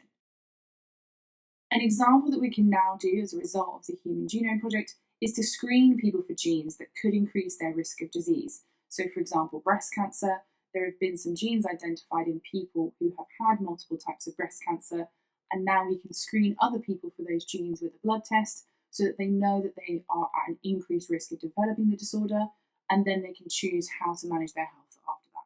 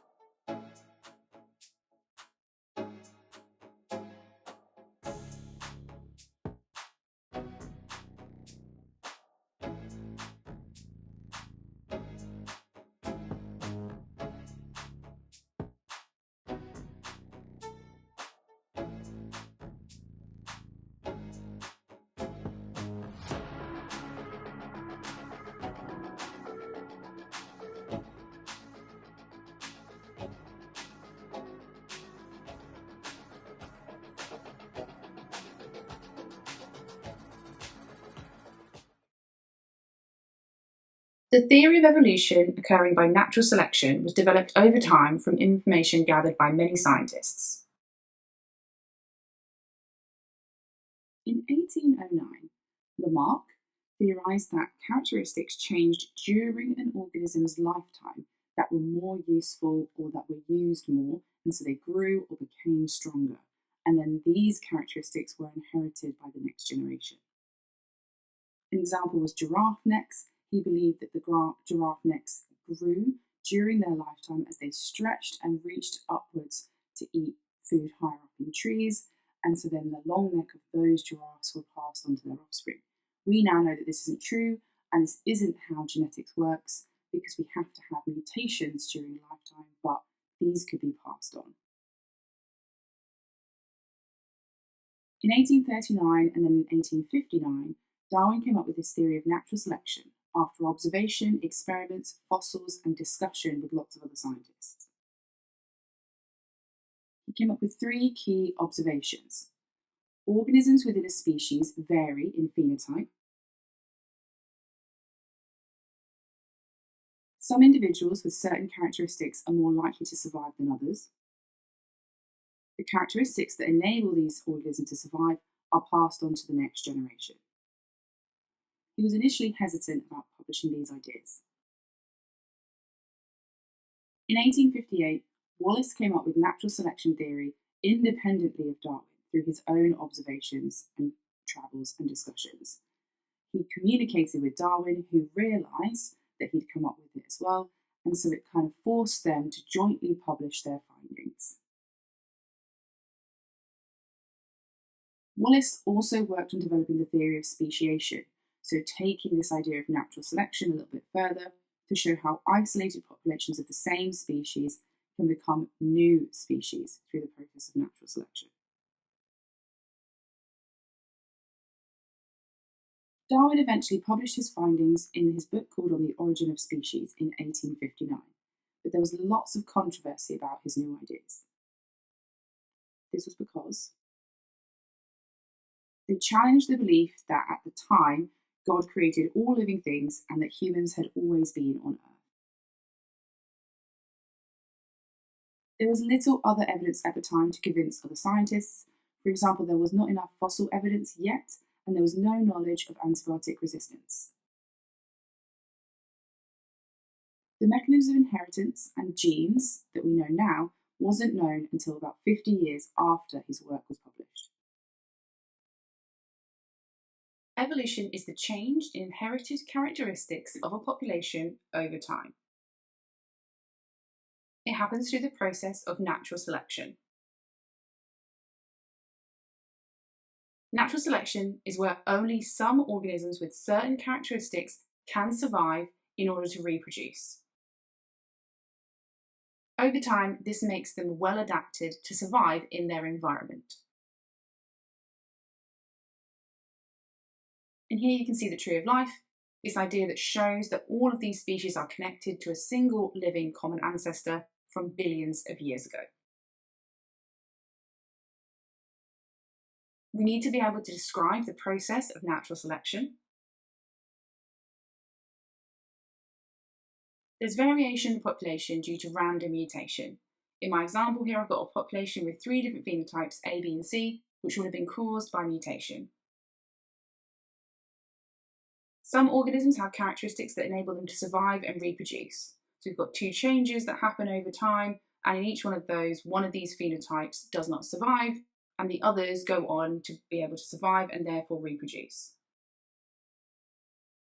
They pass on alleles for these characteristics to their offspring, so then there are more of those alleles and more of that phenotype in the population. So you can see how over time, the amount of phenotype C in the population increases until that's the only phenotype. So over time, this leads to populations having phenotypes that are best adapted to their environment. If this happens in 2 populations of the same species, they can become so different and adapted to different environmental conditions that their phenotypes mean they're so different they can no longer breed together to produce fertile offspring, which means they produced 2 new species. This last point is an add-on, but for the first 4 bullet points, these are the exact language and the exact wording we should use when describing the process of evolution by natural selection in the exam. The theory of evolution by natural selection is now widely accepted because of all the evidence that we now have. We understand how characteristics are inherited through genes that code for proteins. There is more evidence in a now more complete fossil record that shows organisms got more complex over time. We can see the evolution occurring in bacterial populations that evolve resistance to antibiotics in real time as they replicate so quickly. Antibiotic resistance. Some bacteria in a population have the ability to survive treatment with an antibiotic. These will survive and reproduce, passing on the genes that allow them to survive to their offspring. Over time, we get an increase in frequency of the resistant bacteria in a population until we have a whole population of bacteria that cannot be killed by that antibiotic. This is an example of natural selection and therefore evolution of bacteria. An example we need to know is MRSA. We need to be able to suggest ways to reduce antibiotic resistance. We can reduce prescriptions of antibiotics for viral infections, so prevent doctors from giving out antibiotics unnecessarily. Making sure that patients take the full course of antibiotics every time, so they take all of the antibiotics they're given, even if they start to feel better.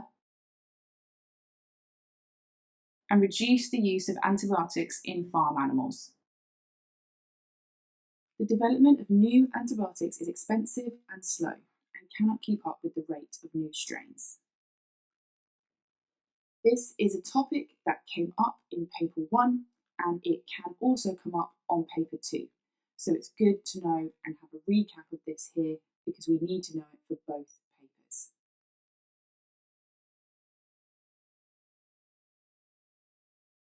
Fossils are the remains of organisms from millions of years ago, which are found in rocks. We can use them to show how much or little different organisms have changed over time. There are 3 different ways that fossils can be made.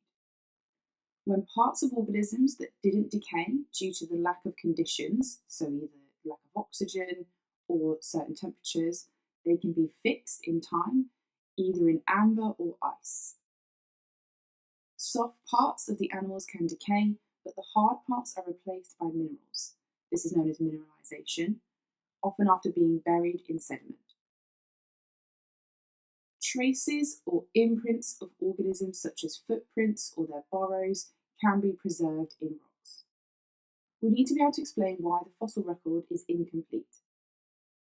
Many early life forms were soft-bodied, so all of the parts decayed. This is the reason that scientists cannot be certain how life started on Earth. Many fossils have been destroyed by geological activity. Imprints can be easily washed away before they have a chance to become a fossil. Many fossils are still undiscovered. We do not know how many there are still buried. And not all organisms become fossils because the conditions to make them are very rare. Fossils have been used to show how humans have evolved. Differences in fossil structures have been compared to show the developments over time.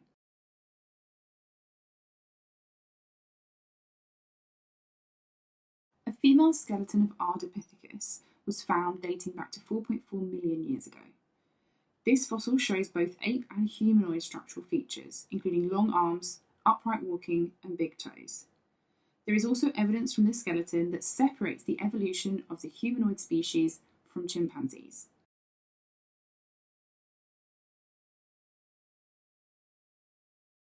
Another female skeleton called Lucy, which was an Australopithecus example, showed upright walking and more human-like feet, and this was dated from about 3.2 million years ago.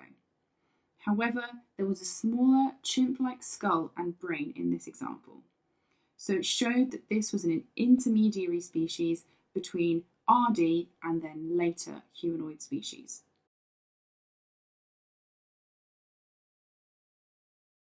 More human-like fossils have since been found, and some of these were found with tools.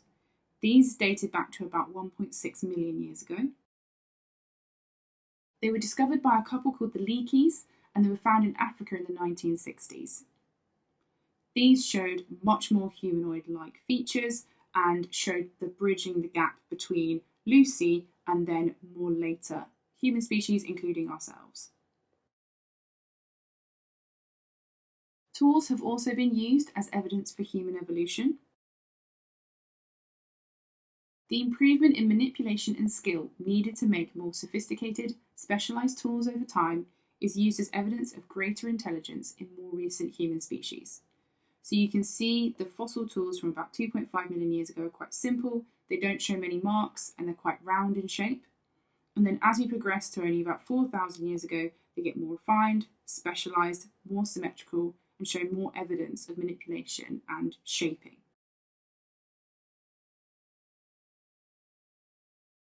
Tools need to be dated in order to put them in the same places at the same times as some of the human fossils. So we can do this by comparing them to other fossils or tools that have been dated already.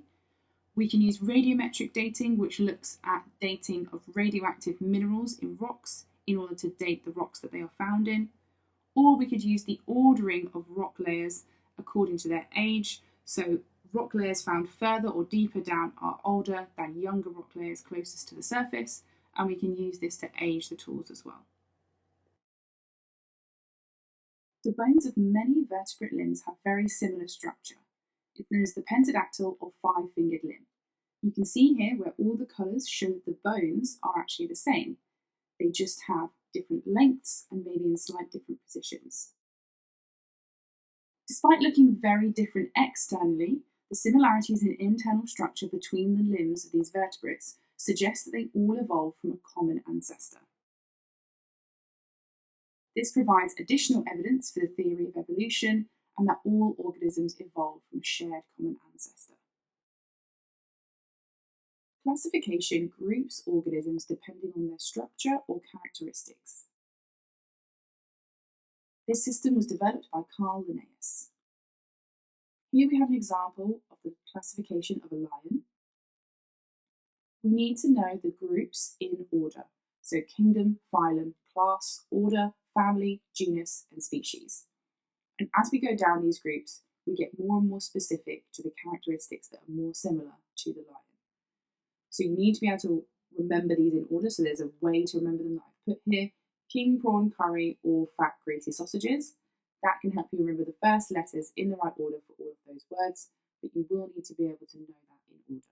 What you don't need to know is the other side, which is the actual Latin names that the groups are for the lion, for example, but you'll be shown examples like this in the exam and need to fill in the gaps or be able to say what the phylum is for the animal when you're given this information, for example.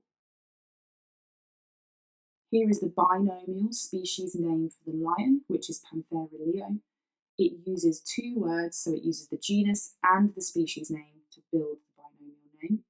This is really important because it means that it's a universal name and language that can be used all over the world instead of the common name like lion, which would change from country to country. It also helps having the genus as part of the binomial name so that you can use it to see evolutionary relationships, to see what other animals would be in the same genus and therefore would be closely related to the lion. We also need to know the definition of a species. A species is a group of similar organisms that can breed to produce fertile offspring. Originally, kingdom was the highest group in this organisational system with 5 different categories: animals, plants, fungi, protists and prokaryotes. This was the system developed by Carl Linnaeus. The development of electron microscopes and understanding of biochemistry caused a new scientist called Carl Woese to update the classification system. This is known as a 3-domain system. So a group above kingdom was added called the domain, and there are 3 domains: archaea, bacteria, and eukaryotes. And then each of these has kingdoms within them, so it's just the kingdom archaea, the kingdom bacteria, and then the eukaryotes has all of the other eukaryotic kingdoms. It is just the prokaryotes that have been split into these 2 new groups, archaea and bacteria. So the kingdoms in the eukaryotic domain are plants, animals, fungi, and protists. These were split because it was found that these 2 groups, archaea and bacteria, within the prokaryotes were significantly different enough from each other to be 2 separate groups. So the archaea are ancient or primitive bacteria and mostly extremophiles. And then the bacteria are the true bacteria, what we would know as something like E. coli that we can work on in the lab. And then the eukaryotes are grouped together because all of their cells contain a nucleus. Evolutionary trees. By comparing DNA sequences between organisms and using fossil evidence, we can show how closely related different organisms are. This information can then be used to build evolutionary trees, which shows how organisms evolved through time. So here you can see we have a single shared common ancestor for all of the species A, B, C, D, and E in this group. Then we have a branch point, and A branches off first. So they were the ones to evolve first, and therefore they're the oldest species. Then when we have a second branch point, B and C split in one direction, and D and E split in another direction. And this is because D and E share a common ancestor between them, and B and C share a different common ancestor between them. D and E are more closely related to each other than any other letter here, and B and C are more closely related to each other than any other letter here because they share a branch point. And B and C actually split or evolved more recently because you can see their branch point shows a more recent common ancestor in time if we're using the kind of y-axis of time on the left. This information can also be used to improve and update classifications that previously used characteristics but not evolutionary relationships.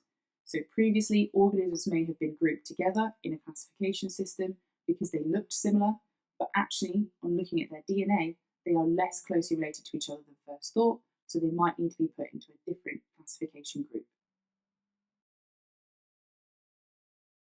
Humans have been breeding organisms for certain desired characteristics for thousands of years, especially in crop plants, livestock, and domesticated animals. The start of the process is that you would select two parents that have the desired characteristics. You would then breed these together. Then select individuals again from the offspring with the desired characteristics and breed these together. So select, breed, and then it's just about repeating that over many generations until all of the offspring, or you have many organisms that have the desired characteristics that you want. We need to know some examples of the different desired characteristics that humans have bred things for in both animals and plants. So in animals, they have been bred for more meat, milk, egg, or wool yield, if we're thinking about livestock animals like cows, sheep, pigs, and chickens. Also a gentle nature in domestic dogs. So our dogs are our kind of pets, and they have this kind of gentle, calm, loving nature that we have bred into them. In plants, it's disease resistance in food crops and large or unusual or heavily scented flowers. So there's loads of different flowers grown for aesthetic reasons because they look nice, like orchids, and they have been selectively bred. There are some issues with selective breeding. Inbreeding reduces genetic variation and makes organisms more likely to suffer with recessive genetic disorders. It's also more likely that they will be susceptible to new pathogens and other diseases because, again, they have very little chance of having resistance because they have low genetic variation. There are 4 different types of cloning. One type of plant cloning is tissue culture. This is where small groups of cells from a part of a plant are grown into new identical plants. So a small piece is cut off, it's grown on a nutrient agar, and then that plant, when it starts to divide into a few cells, is then split apart in order to grow many different identical plants, just from a few cells. This type of plant cloning allows us to save rare plant species and can be used to grow many identical plants really quickly, and this could be for sale. A cutting method is an older or simpler method that's been used by gardeners for hundreds of years to produce new identical plants from one parent. So a piece of the stem with some leaves is removed, dipped into hormones in order to encourage rooting, and then each one of those offcuts will then grow into a new plant. Now on to animal cloning. Embryo transplants is where an embryo is left to divide into a few cells, and then this is split before it starts to specialise, and then each of the new embryos that's formed can be transplanted into a different host mother. Adult cell cloning. This is where we remove a nucleus from the body cell of the animal to be cloned, so we have its DNA, and then we take an enucleated embryo from a different organism. The embryo is then created by combining these two with an electric shock, and then it's placed into the uterus of a new female. That will then give birth to a clone of the original organism that we took the nucleus from at the start. There are some ethical issues with animal cloning, and people obviously disagree with interfering with animals in this way. It can be that the animals can be unhealthier, the cloned animals that you get at the end. And obviously there is low genetic variation in a population that includes cloned animals because they don't have any differences between them as opposed to when they were produced through selective breeding or natural selection.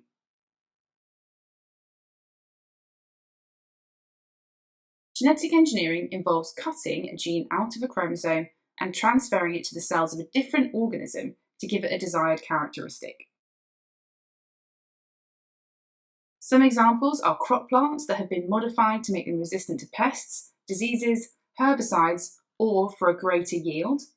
They can also have improved nutritional value, like golden rice. Bacteria have been modified to produce useful substances, for example, human insulin, to treat type 1 diabetes. We need to be able to evaluate the benefits and disadvantages of genetically modified crops. There is a concern that any genes in plants could spread to wild populations. That means that they could also affect food chains by killing insects, for example, or biodiversity. There's a concern that they could cause allergic reactions in humans if eaten. And people are concerned that there has been no long-term studies on the effects of eating genetically modified crops. There are also some ethical concerns around genetic modification. Some people believe it's not natural to interfere with genomes, and there are concerns of use over this technology in humans, which is currently illegal. We need to be able to describe the steps in the process of genetic engineering. Firstly, the gene is isolated by being cut out of the chromosome that it lives in an organism by using restriction enzymes. The gene is then inserted into a vector to transfer to the organism. A vector in this case is just a way of transferring the gene from one organism to another. It could be a plasmid or a virus. Because the same restriction enzymes are used on the DNA and the plasmid, complementary sticky ends, or exposed bases, are left, which can then be joined by the enzyme ligase. The gene is then transferred into the cells of the organism.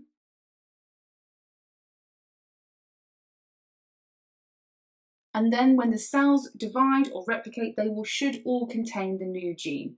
So in this example, we've genetically modified a bacterium with a plasmid, and all those bacteria will now produce the protein encoded by the gene on the plasmid, which could be, for example, human insulin. When genetically modifying animal and plant cells, they must be modified at an early stage of their development, so that as they grow and develop, the characteristic will be in all of the organism because the gene should be in most cells that will divide. This is easy with a small plant or a cloned plant. With animals, it would have to happen at the embryonic stage. This is currently illegal in animals, especially humans. We need to be able to evaluate the risks and benefits of genetic engineering. One of the benefits of genetic engineering is that it's faster than selective breeding to produce organisms that have desired characteristics. Herbicide-resistant crops will reduce the need to use herbicides, which reduce biodiversity. The Bt toxin from bacteria can be inserted into plants in order to reduce the need for pesticides, because when insects eat them, the toxin will make them be ill or sick or kill them, and so they won't continue to eat the plant. Crops have their nutritional value increased. An example is golden rice, which has been genetically modified to produce more vitamin A. And sterile insects can be produced to reduce the spread of vector-borne diseases. Some risks and disadvantages. People believe that it's not ethical to interfere with nature in this way. Toxins in pollen could harm insects, specifically pollinators, and toxins in plants could enter humans and cause harm. New genes in food crops could cause allergic reactions in humans. And GM crop seed is expensive, and some developing countries may not be able to afford it, and so some people also believe that this is unethical because it is not fair that they do not get the benefits of the genetically modified crops. As the human population is rapidly increasing, we need to find agricultural solutions to providing enough food to make sure that every human can access enough and good quality food. In order to increase yield and improve the efficiency of energy transfers between organisms, intensive farming methods have been used. When growing crop plants, large fields of one species are planted with no hedgerows around the edge. This is known as monoculture, and it means that there is one large crop plant and no other species, and the removal of hedgerows helps to reduce competition from other plant species. Pesticides are used to reduce crop damage by insects. This helps to increase yield. Uses of herbicides to remove weeds. This reduces competition for the crop plants, which also increases yield. And the use of fertilizers to increase growth of the plants. You'll remember that pesticides, herbicides, and fertilizers can all contribute to pollution and reduction in biodiversity by killing organisms. So this is why this method of farming is unsustainable and bad for the environment. Farming animals or livestock, high protein diets are used in order to try and increase growth. Antibiotics are put in food or regularly used as a treatment to reduce pathogen infection. This is to try and increase yield because then energy is not being spent on fighting an infection. Movement is often restricted by keeping them indoors or small pens to try and reduce energy loss, so less respiration will be used for movement. Also, keeping animals indoors where it is warm or they can control the temperature helps to reduce energy loss because otherwise respiration would be used to try and maintain their body temperature. Both of these methods help to increase the energy from their food that is then used for growth instead of being wasted. This helps to increase the yield. There are ethical and sustainability issues with these types of farming. Specifically with farming livestock, people have concerns over animal welfare and also the fear about antibiotics entering the food chain. Role of biotechnology. Alternative methods to intensive farming need to be found.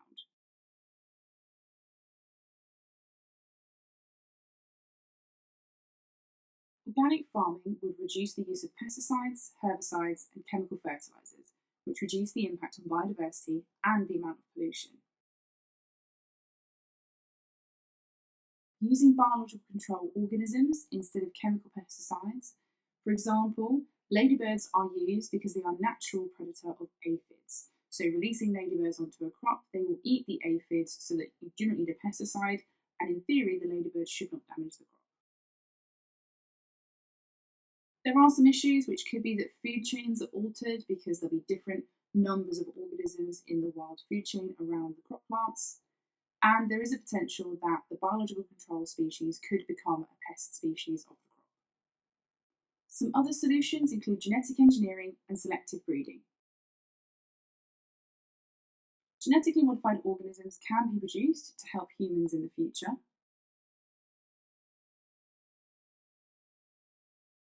Examples we've already looked at are genetically modified bacteria that produce insulin to help treat type 1 diabetes, and genetically modified crops, which could be more resistant to pests, which could help reduce the use of pesticides, or resistant to environmental condition changes like drought or flooding, or they could be more nutritious, so they could contain more nutrients than they would otherwise, for example, golden rice, which contains more vitamin A. Selective breeding can be used to produce crops and livestock with higher yields. Crop plants can be selectively bred with wild varieties to introduce resistance to diseases or pests, or to make them more tolerant to environmental changes such as drought or flooding. Animals are mostly bred for higher milk, meat, or egg yield. Selectively breeding these characteristics in crop plants also does help to increase yield because it reduces the loss of biomass caused by pests or disease.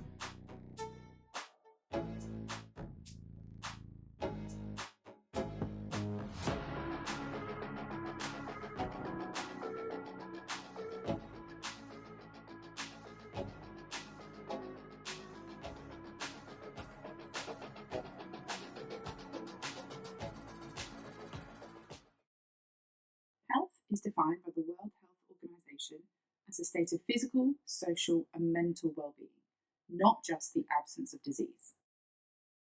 Causes of ill health include disease, which can either be communicable disease or non-communicable disease. Communicable diseases are diseases that can be passed from one person to another, and they are caused by a pathogen. Non-communicable diseases cannot be passed from one person to another. Diet, because this can lead to certain non-communicable diseases. And stress, which can be caused by social or lifestyle factors. Different types of diseases might interact with each other, and you need to know how. Viruses can infect cells and cause cancer. For example, HPV can cause cervical cancer. Immune reactions to infections with a pathogen can trigger allergic reactions like skin rashes and asthma. So asthma is a form of allergy. Severe physical ill health caused by disease can lead to depression and other mental illnesses. Originally, drugs were extracted from plants and microorganisms. There are 3 examples we have to know. One is aspirin, which is used as a painkiller, and this was extracted from willow tree bark. Digitalis, this is a heart medication that's extracted from the foxglove plant. And penicillin, which is an antibiotic, which comes from the penicillium mold, which was discovered by Alexander Fleming. New synthetic drugs made in the pharmaceutical industry can still have plant extracts as their base, but they must be tested for 3 things: toxicity, efficacy, and dosage. Toxicity is referring to whether or not it has serious side effects or is toxic to cells. Efficacy is whether or not the drug works to act in the way that we want it to. And dosage is about how much drug needs to be taken for it to work whilst not having too many side effects. We need to know the 3 stages of drug trials, what happens in each, and what they are testing for. The first stage is carried out in the lab, and it is known as preclinical testing, where we test the drugs on cells, tissues, and animals. At this stage, drugs are being tested for toxicity and efficacy. In the second stage, we move on to clinical trials, which involve humans. In clinical phase 1, we use healthy volunteers, and low doses are used to check for side effects. In clinical trial phase 2, we would use patients who are sick with whatever the drug is supposed to help with, and then we are testing for efficacy and dosage. Drugs cannot proceed through these drug trial stages unless they pass the checkpoints. So only if a drug is not toxic and found to work in the preclinical stages will it pass onto the clinical trials with humans, and only if the drug passes the clinical phase 1, where it's shown to not have serious side effects in humans, would it be given to patients, because it is unfair to give or risk patients' health or making them worse by giving them a drug that could cause serious side effects or that does not work. Clinical trials should be at least blind clinical trials. This is where we use a placebo or a fake drug as a comparison to show that the real drug is actually having the effect. In blind clinical trials, only the patients do not know if they are getting the real drug or the placebo. In double-blind clinical trials, neither the patients or the doctors know who is getting the placebo. This is the best standard of clinical trial. Double-blind clinical trials are important because they reduce the potential bias from the doctors. It reduces the psychological effects, for example, the placebo effect, where patients may just report feeling better because they think they are getting the real drug. And it can show that the real drug is having an effect when compared to the placebo. So we know for sure it is the drug that is working and actually having a measurable effect on the illness.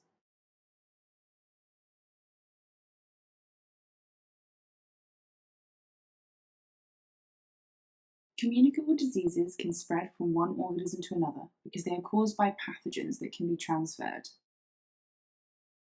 Pathogens are microorganisms that cause disease.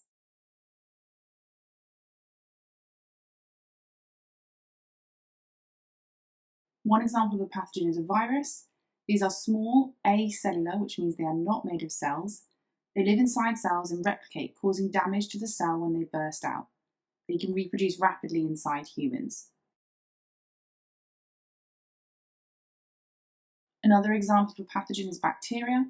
These are prokaryotic cells that can reproduce rapidly inside humans. Bacterial cells release toxins which cause damage to cells inside the body, which is what gives you the symptoms and makes you feel sick. Fungi grow on the surface of leaves or skin. They feed off living tissue, and they are eukaryotic cells because they have a nucleus.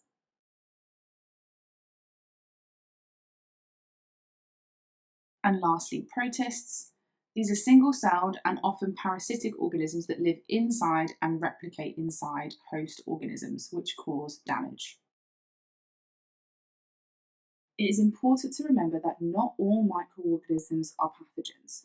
Some are really useful for things like in industry, like yeast, which is a type of fungus, and also the bacteria that live in our gut, which are classed as good bacteria, and they do actually help us with digestion.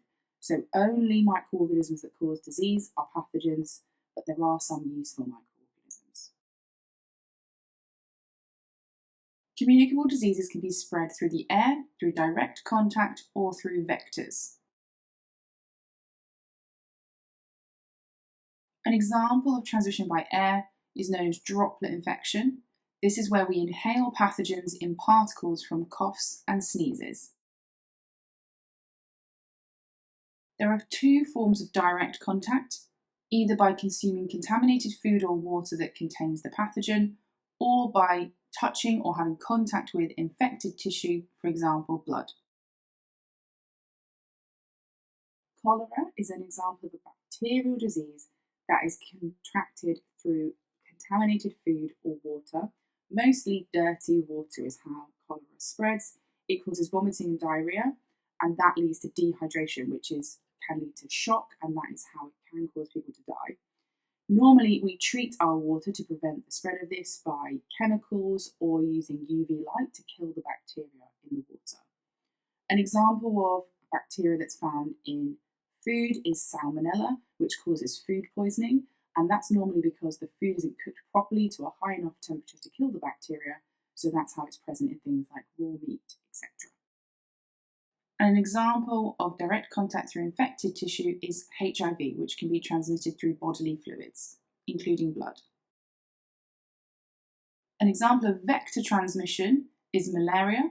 So this is caused by a protist pathogen, which is transmitted by a mosquito vector when it bites humans. Viral diseases.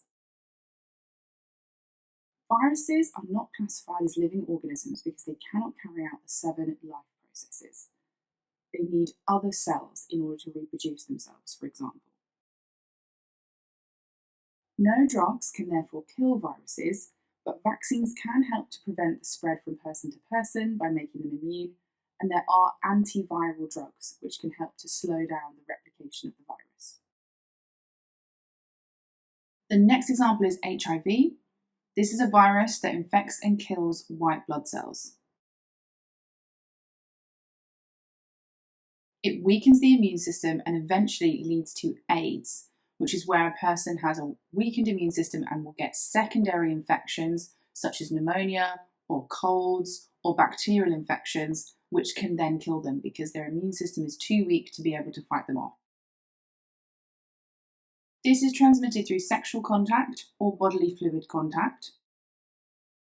So one way of preventing the spread is by using condoms as a barrier method of contraception. The tobacco mosaic virus is an example of a plant viral disease. It infects plants and it destroys their chloroplasts in the leaves. This creates a mosaic pattern of discoloration on the leaves and reduces the plant growth due to lack of photosynthesis. You can prevent the spread of the tobacco mosaic virus by burning the whole plant and disinfecting any tools or hands that have touched the plant, and it can be spread by insect vectors such as aphids, so killing those can also help prevent the spread. Another example of a viral disease we need to know is the Ebola virus.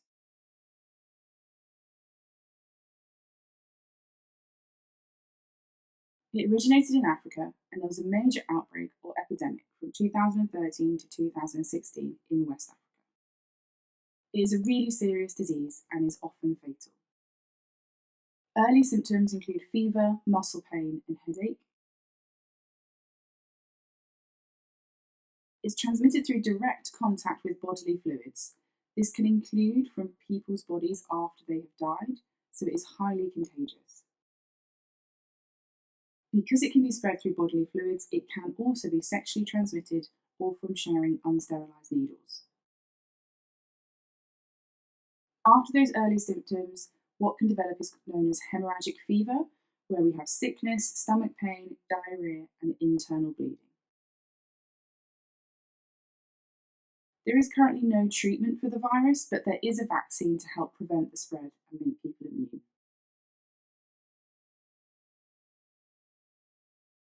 One example of a bacterial disease is chlamydia.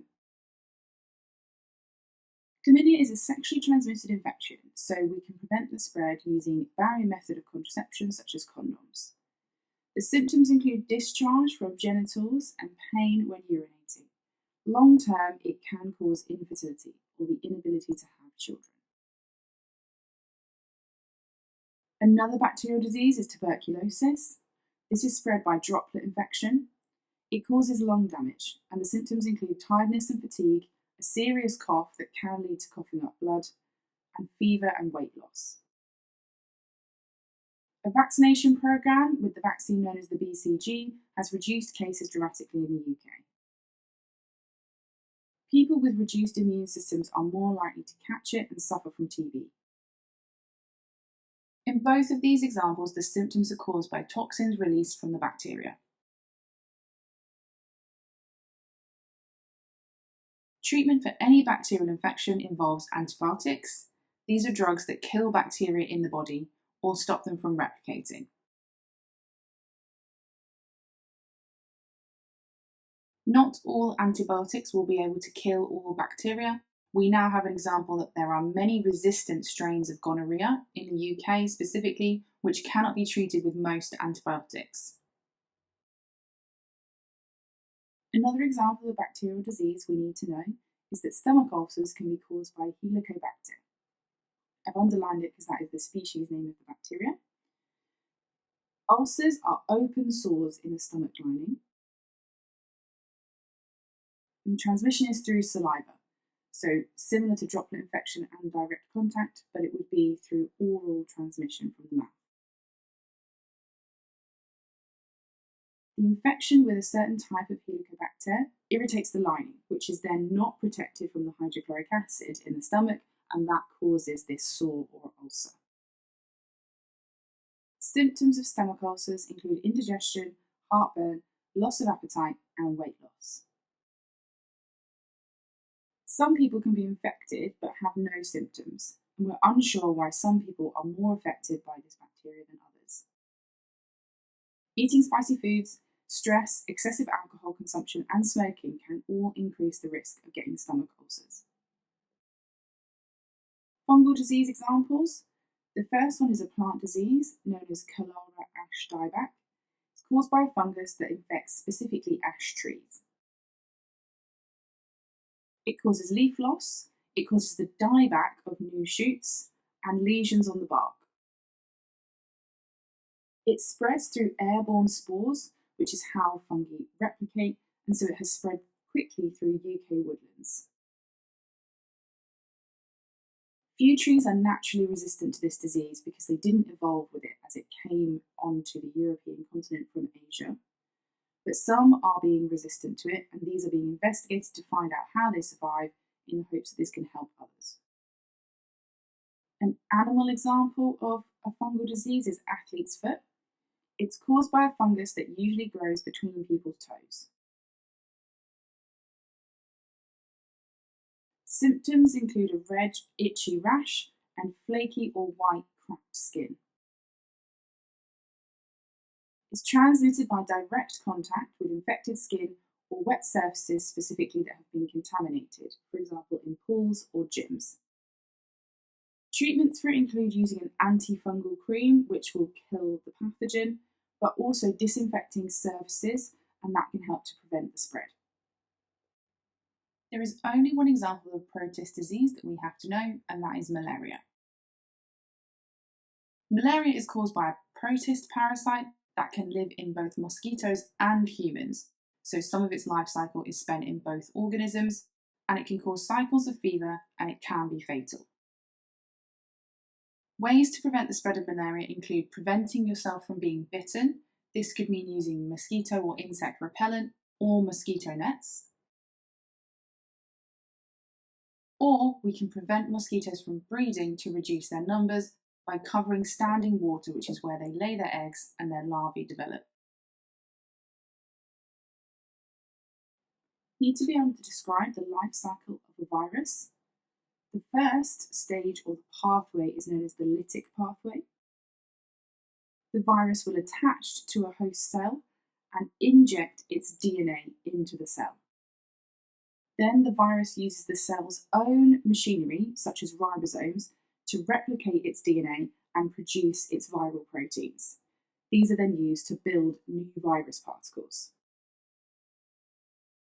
So many virus particles are made that they burst out of the cell, causing lysis of the cell, which means the cell is destroyed. And then the new virus particles are released and can go on to infect other cells. The name lytic pathway comes from this idea of lysis, of them breaking out of the cell, and this whole process can take up to 12 hours or in some cases several days. Another part of the life cycle can be the lysogenic pathway. This is where virus particles are not made straight away. The virus will inject its DNA into the host cell, and it will insert itself into the cell's DNA in the nucleus. This is then going to be replicated when the cell divides by mitosis or binary fission if it's a bacterial cell. And then during stress, or if it's in the body cells when your immune system is weakened, it will trigger the start of the lytic pathway, and that's when the virus will replicate inside the cell. Being able to just be part of the cell's DNA is how viruses can be latent or hidden, and you can have an infection without having any symptoms for a long time before suddenly the virus will start to replicate and you will have the symptoms of the illness. And this is an example of how HIV can lay dormant for years as DNA in cells and then suddenly be produced in large quantities and give the symptoms of AIDS. Plants have certain types of defences that can help to protect them. Physical defences include cellulose cell walls, a tough waxy cuticle on their leaves, and bark, which is layers of dead cells that are around stems that can fall off. Some plants have thorns or hairs to protect against them being eaten by pests. There are also some plants like the mimosa plant that is able to droop their leaves or close their leaves in order to cause insects to fall off them when they detect that they're being eaten. As well as physical defences, some plants have chemical defences. Some produce chemicals to deter pests from eating them, for example toxins or poisons. These don't protect them from pathogens, but they do protect them from being damaged by pests eating them. Some produce these toxic chemicals all the time, and some only produce them when they are attacked by insects. This can help to act as a deterrent, so to stop other insects from attacking them as well. Some chemicals are more useful against pathogens, so there are some plants that secrete antimicrobial chemicals to kill bacteria, for example garlic. These chemicals can be used by humans for antiseptics and also in medicines.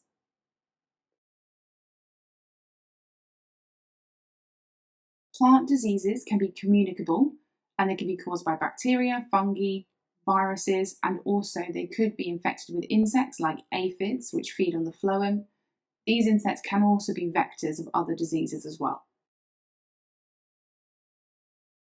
Plant symptoms that can be identified can include stunted or malformed growth of leaves and stems, spots on the leaves, which we saw with rose black spot, areas of decay or rotting, growths or discoloration to the leaves or stems. This is what we also saw with the tobacco mosaic virus. Despite what the symptoms are of a plant pathogen, many of them cause poor growth due to reduced photosynthesis, so less sugar is being made, and this leads to stunted growth. Can also be caused by dehydration, so the lack of water being able to get to various tissues can also cause poor growth. To assess the outbreak of a plant disease, normally scientists would visit the location. They would then have to check for environmental factors that could be responsible. So damage to plant tissue might have been caused by a pathogen, or it might have been caused by a grazing animal, for example. They would also identify environmental conditions that could be affecting the plants as well in other ways, like abiotic factors like pollution, for example. And then they would collect evidence for analysis. That could mean taking some plant tissue or just some photos of the symptoms of the disease in order to decide and determine what pathogen is causing this outbreak. When they're out in the field, they can also look for distribution patterns of the disease. Is it clear that something is causing this disease to spread in a certain pattern or area? For example, if all along the bank of a river, for example, the plants have the disease, it could be suggested that it's been travelling in the stream water. Here's an example of a necrotic lesion in the bark of a tree where some of the tissue is rotting away. There are some ways that we can identify plant diseases, either by looking at pictures or using a gardening manual or website to compare pictures of your plant with plants on the internet or in these manuals, taking tissue samples to a laboratory to be tested, or using home test kits that contain monoclonal antibodies, which could identify certain pathogen antigens. Human defense systems. Humans have some non-specific defenses that try to prevent pathogens from entering the body. The nose contains hairs and mucus to try and trap pathogens. The trachea and bronchi in the airways contain cilia on the cells to move mucus, which contains trapped pathogens, to the nose and mouth to be removed from the body, or to be swallowed. The stomach contains hydrochloric acid to kill bacteria in food or swallowed mucus. To prevent eye infections and to prevent infections around any mucous membrane, which we call things like your eyes, your nose, your mouth, we have special enzymes called lysozymes in things like tears and the saliva, which break down the cell walls of bacteria to kill them. The skin acts as a physical barrier to prevent entry of pathogens. Both the stomach and tears and saliva are examples of chemical defences. The others are all physical defences. Specific defences work inside the body in case pathogens do enter, and they're normally carried out by white blood cells. Phagocytes detect and engulf pathogens and digest them with enzymes.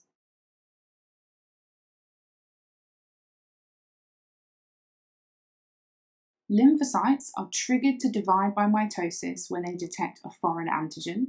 They will form plasma cells, which release antibodies that are specific to the antigen on that pathogen, and they can also produce antitoxins that can bind and neutralize toxins released from bacteria.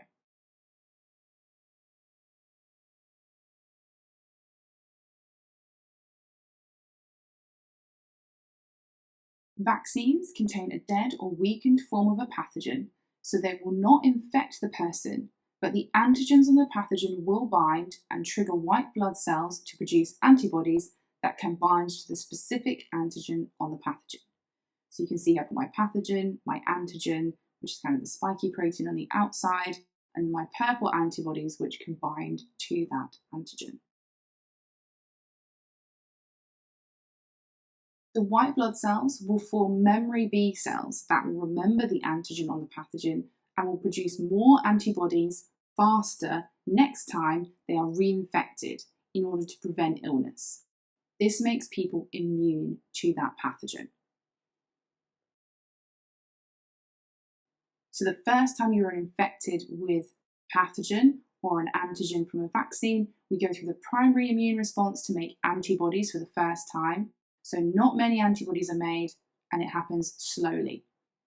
The second time, you get infected with the same antigen. So if you inhale it naturally, for example, through droplet infection, we have what's called the secondary immune response. So because you have memory cells, they produce the antibodies faster and there's more of them. And so we get that bigger peak in the graph that we can see here for the secondary immune response.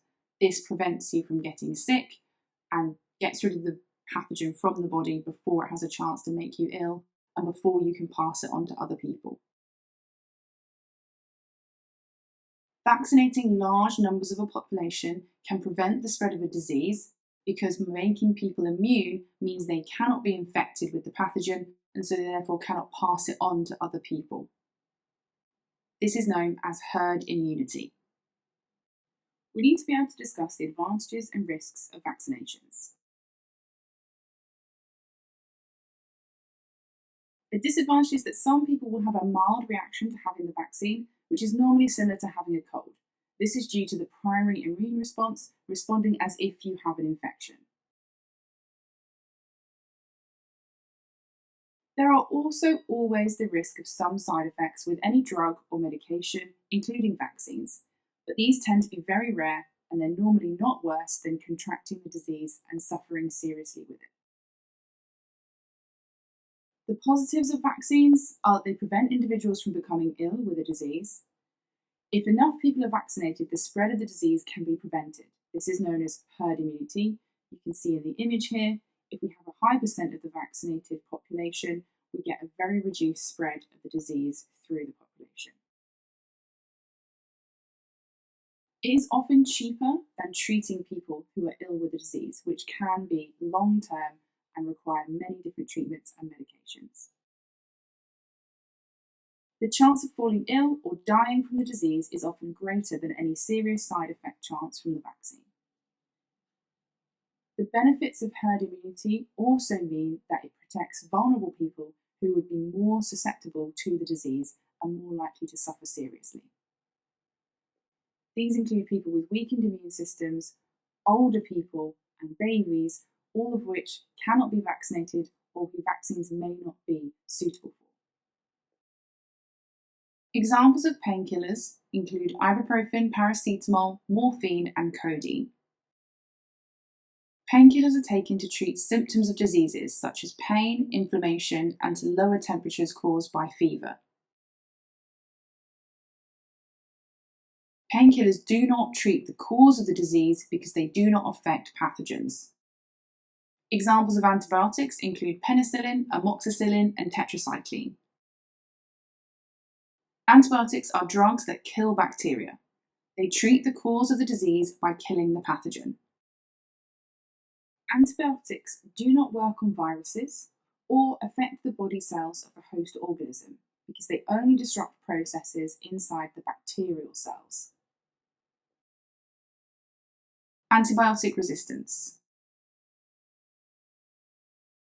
Some bacteria in a population have the ability to survive treatment with an antibiotic. These will survive and reproduce, passing on the genes that allow them to survive to their offspring.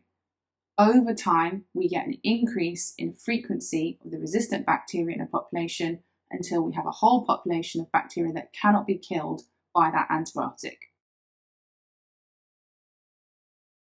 We need to be able to suggest ways to reduce antibiotic resistance. We can reduce prescriptions of antibiotics for viral infections, so prevent doctors from giving out antibiotics unnecessarily. Making sure that patients take the full course of antibiotics every time, so they take all of the antibiotics they're given, even if they start to feel better. And reduce the use of antibiotics in farm animals. Culturing microorganisms. Bacteria divide really rapidly by a process called binary fission. They can split into two as fast as every 20 minutes. You can calculate this by using the following formula. You take the number of bacteria that you start with, and then you multiply by 2 to the power of the number of divisions that have occurred. Bacteria can be grown in a liquid broth culture or on nutrient agar, which is like a gel, plates. In order for them to grow successfully, they must have enough nutrients and oxygen and also be warm, so be at the right temperature, and there should be no contaminants. So there should be nothing else, no other microorganisms that can grow there that could contaminate the sample. So in order to prevent that, the first thing we should do before using these is to sterilize the broth, so the liquid medium or the agar plate, before you put any bacteria on it. This can be done using an autoclave, which uses high temperature, high pressure and steam in order to make sure that everything is killed and sterilized before use. So to produce our uncontaminated plates, we need to use the aseptic technique that you've seen in the video, where you flame all your instruments that are metal or glass, flame the neck of any open bottles, don't place anything down onto the bench, you should be holding it at all times. Once you need to put it down or you're finished, you can put it into disinfectant. You should disinfect surfaces and your hands before and after you carry out the practical, and you should always work near an open flame, which produces a hot airflow and carries any contaminants away from where you're working on the surface.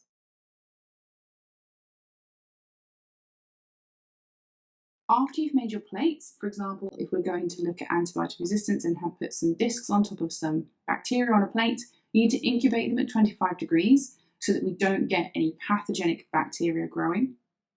We need to loosely tape the lids shut to have a lid sealed on top, but not completely sealed, so the bacteria can still have oxygen in order to be able to grow.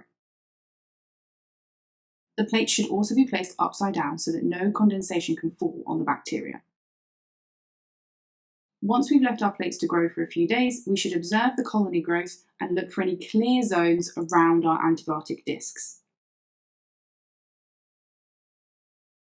You can then measure the diameter in 2 places, normally at right angles to each other, and then use a mean of these 2 values and pi-r² formula to calculate the area of the clear zone around the disc.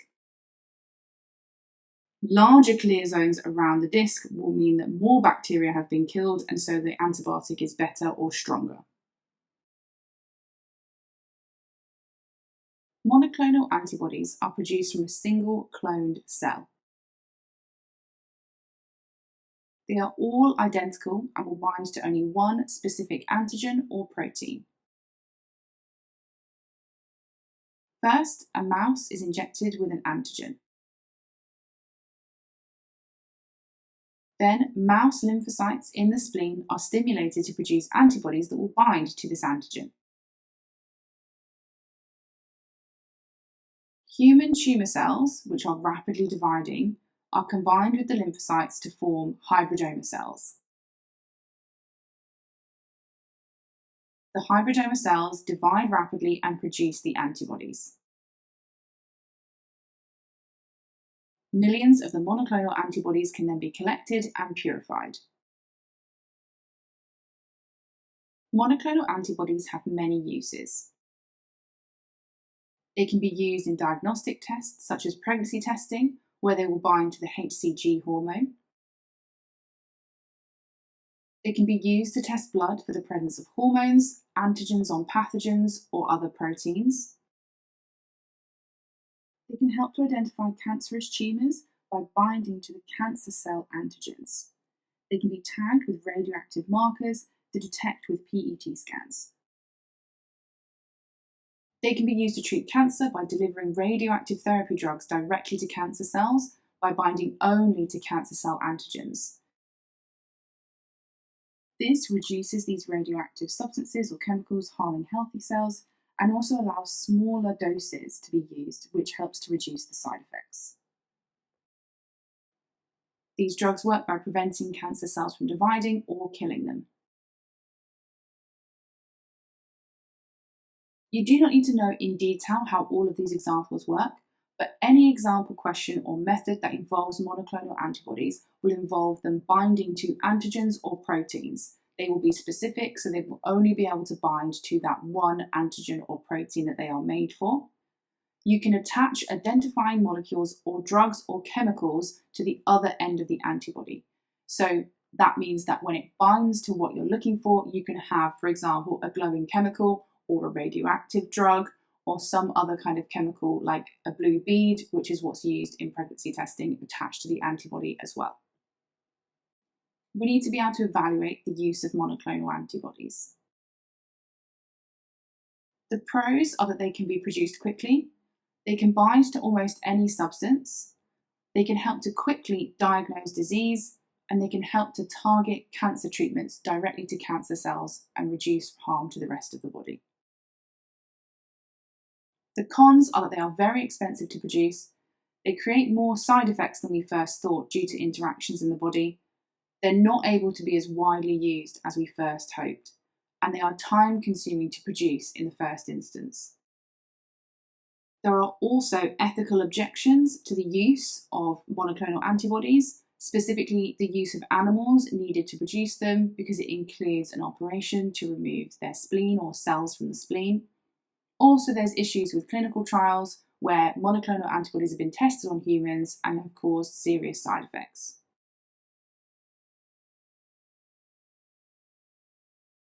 Non-communicable diseases cannot spread between organisms, they're not caused by pathogens, they are usually long-term and get worse slowly. Examples include asthma, diabetes, and heart disease. Risk factors can increase the chance of getting these diseases. Non-communicable diseases can be caused by genes or genetic factors. These are out of a person's control. They could be caused by a mutation or they could be inherited from their parents.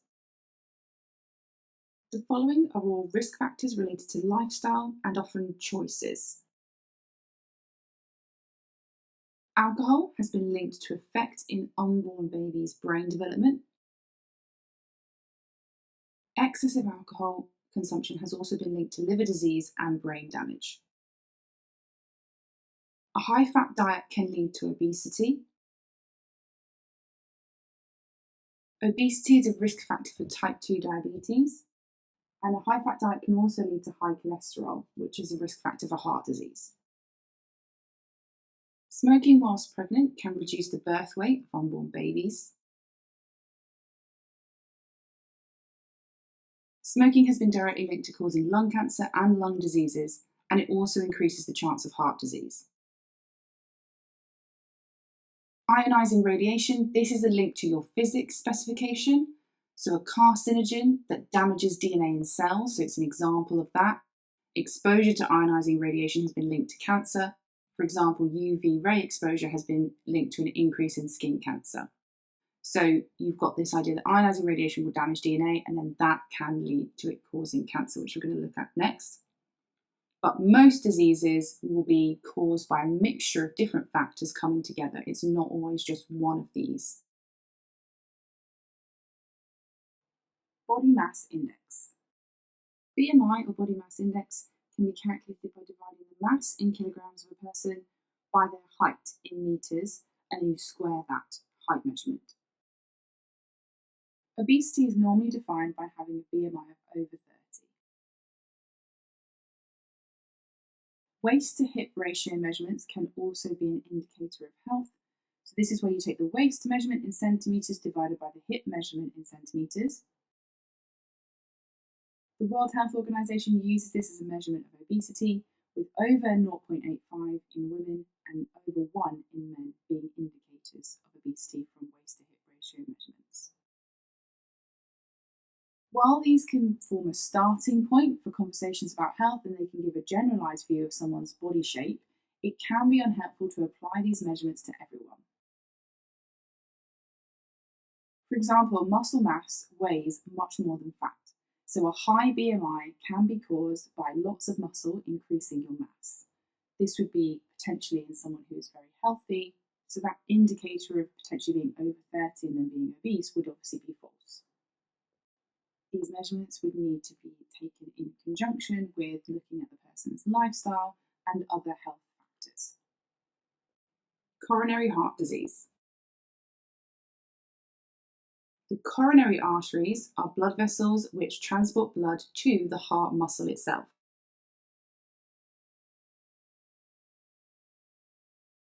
If these coronary arteries get blocked with a fatty buildup called plaque, then blood flow is reduced, so less oxygen and glucose can reach the heart muscle. Without enough oxygen and glucose, the heart muscle cannot respire, so it stops contracting. This can cause a heart attack. Some risk factors for coronary heart disease, that means they increase the risk or the chance of you getting coronary heart disease, are poor diet and lack of exercise. This is because they can lead to other conditions such as high blood pressure, high cholesterol, and obesity, which are all medical risk factors for coronary heart disease. We need to be able to describe some treatments for coronary heart disease. Statins are drugs that can be taken to lower cholesterol. These are a preventative measure, so they cannot reduce any buildup that is already there, but they can reduce future buildup of plaque or fat in the coronary arteries in the future. Stents are a metal mesh-like cage which is used to widen arteries that have been narrowed by this fatty buildup. This can help to increase blood flow. With serious coronary heart disease, it can cause heart failure. If heart failure has been caused, then the options for treatment are a heart transplant or a heart bypass, or an artificial heart, which can be used to keep someone alive until a transplant becomes available. You need to be able to discuss the advantages and disadvantages of these different types of treatments for coronary heart disease. Lifestyle changes, including a healthier diet, more exercise, reducing alcohol intake and stopping smoking, can also help to dramatically reduce the risk of coronary heart disease. It can also be part of treatment. If being given statins, for example, you can be encouraged to make these lifestyle changes to help reduce your risk further. Ouch!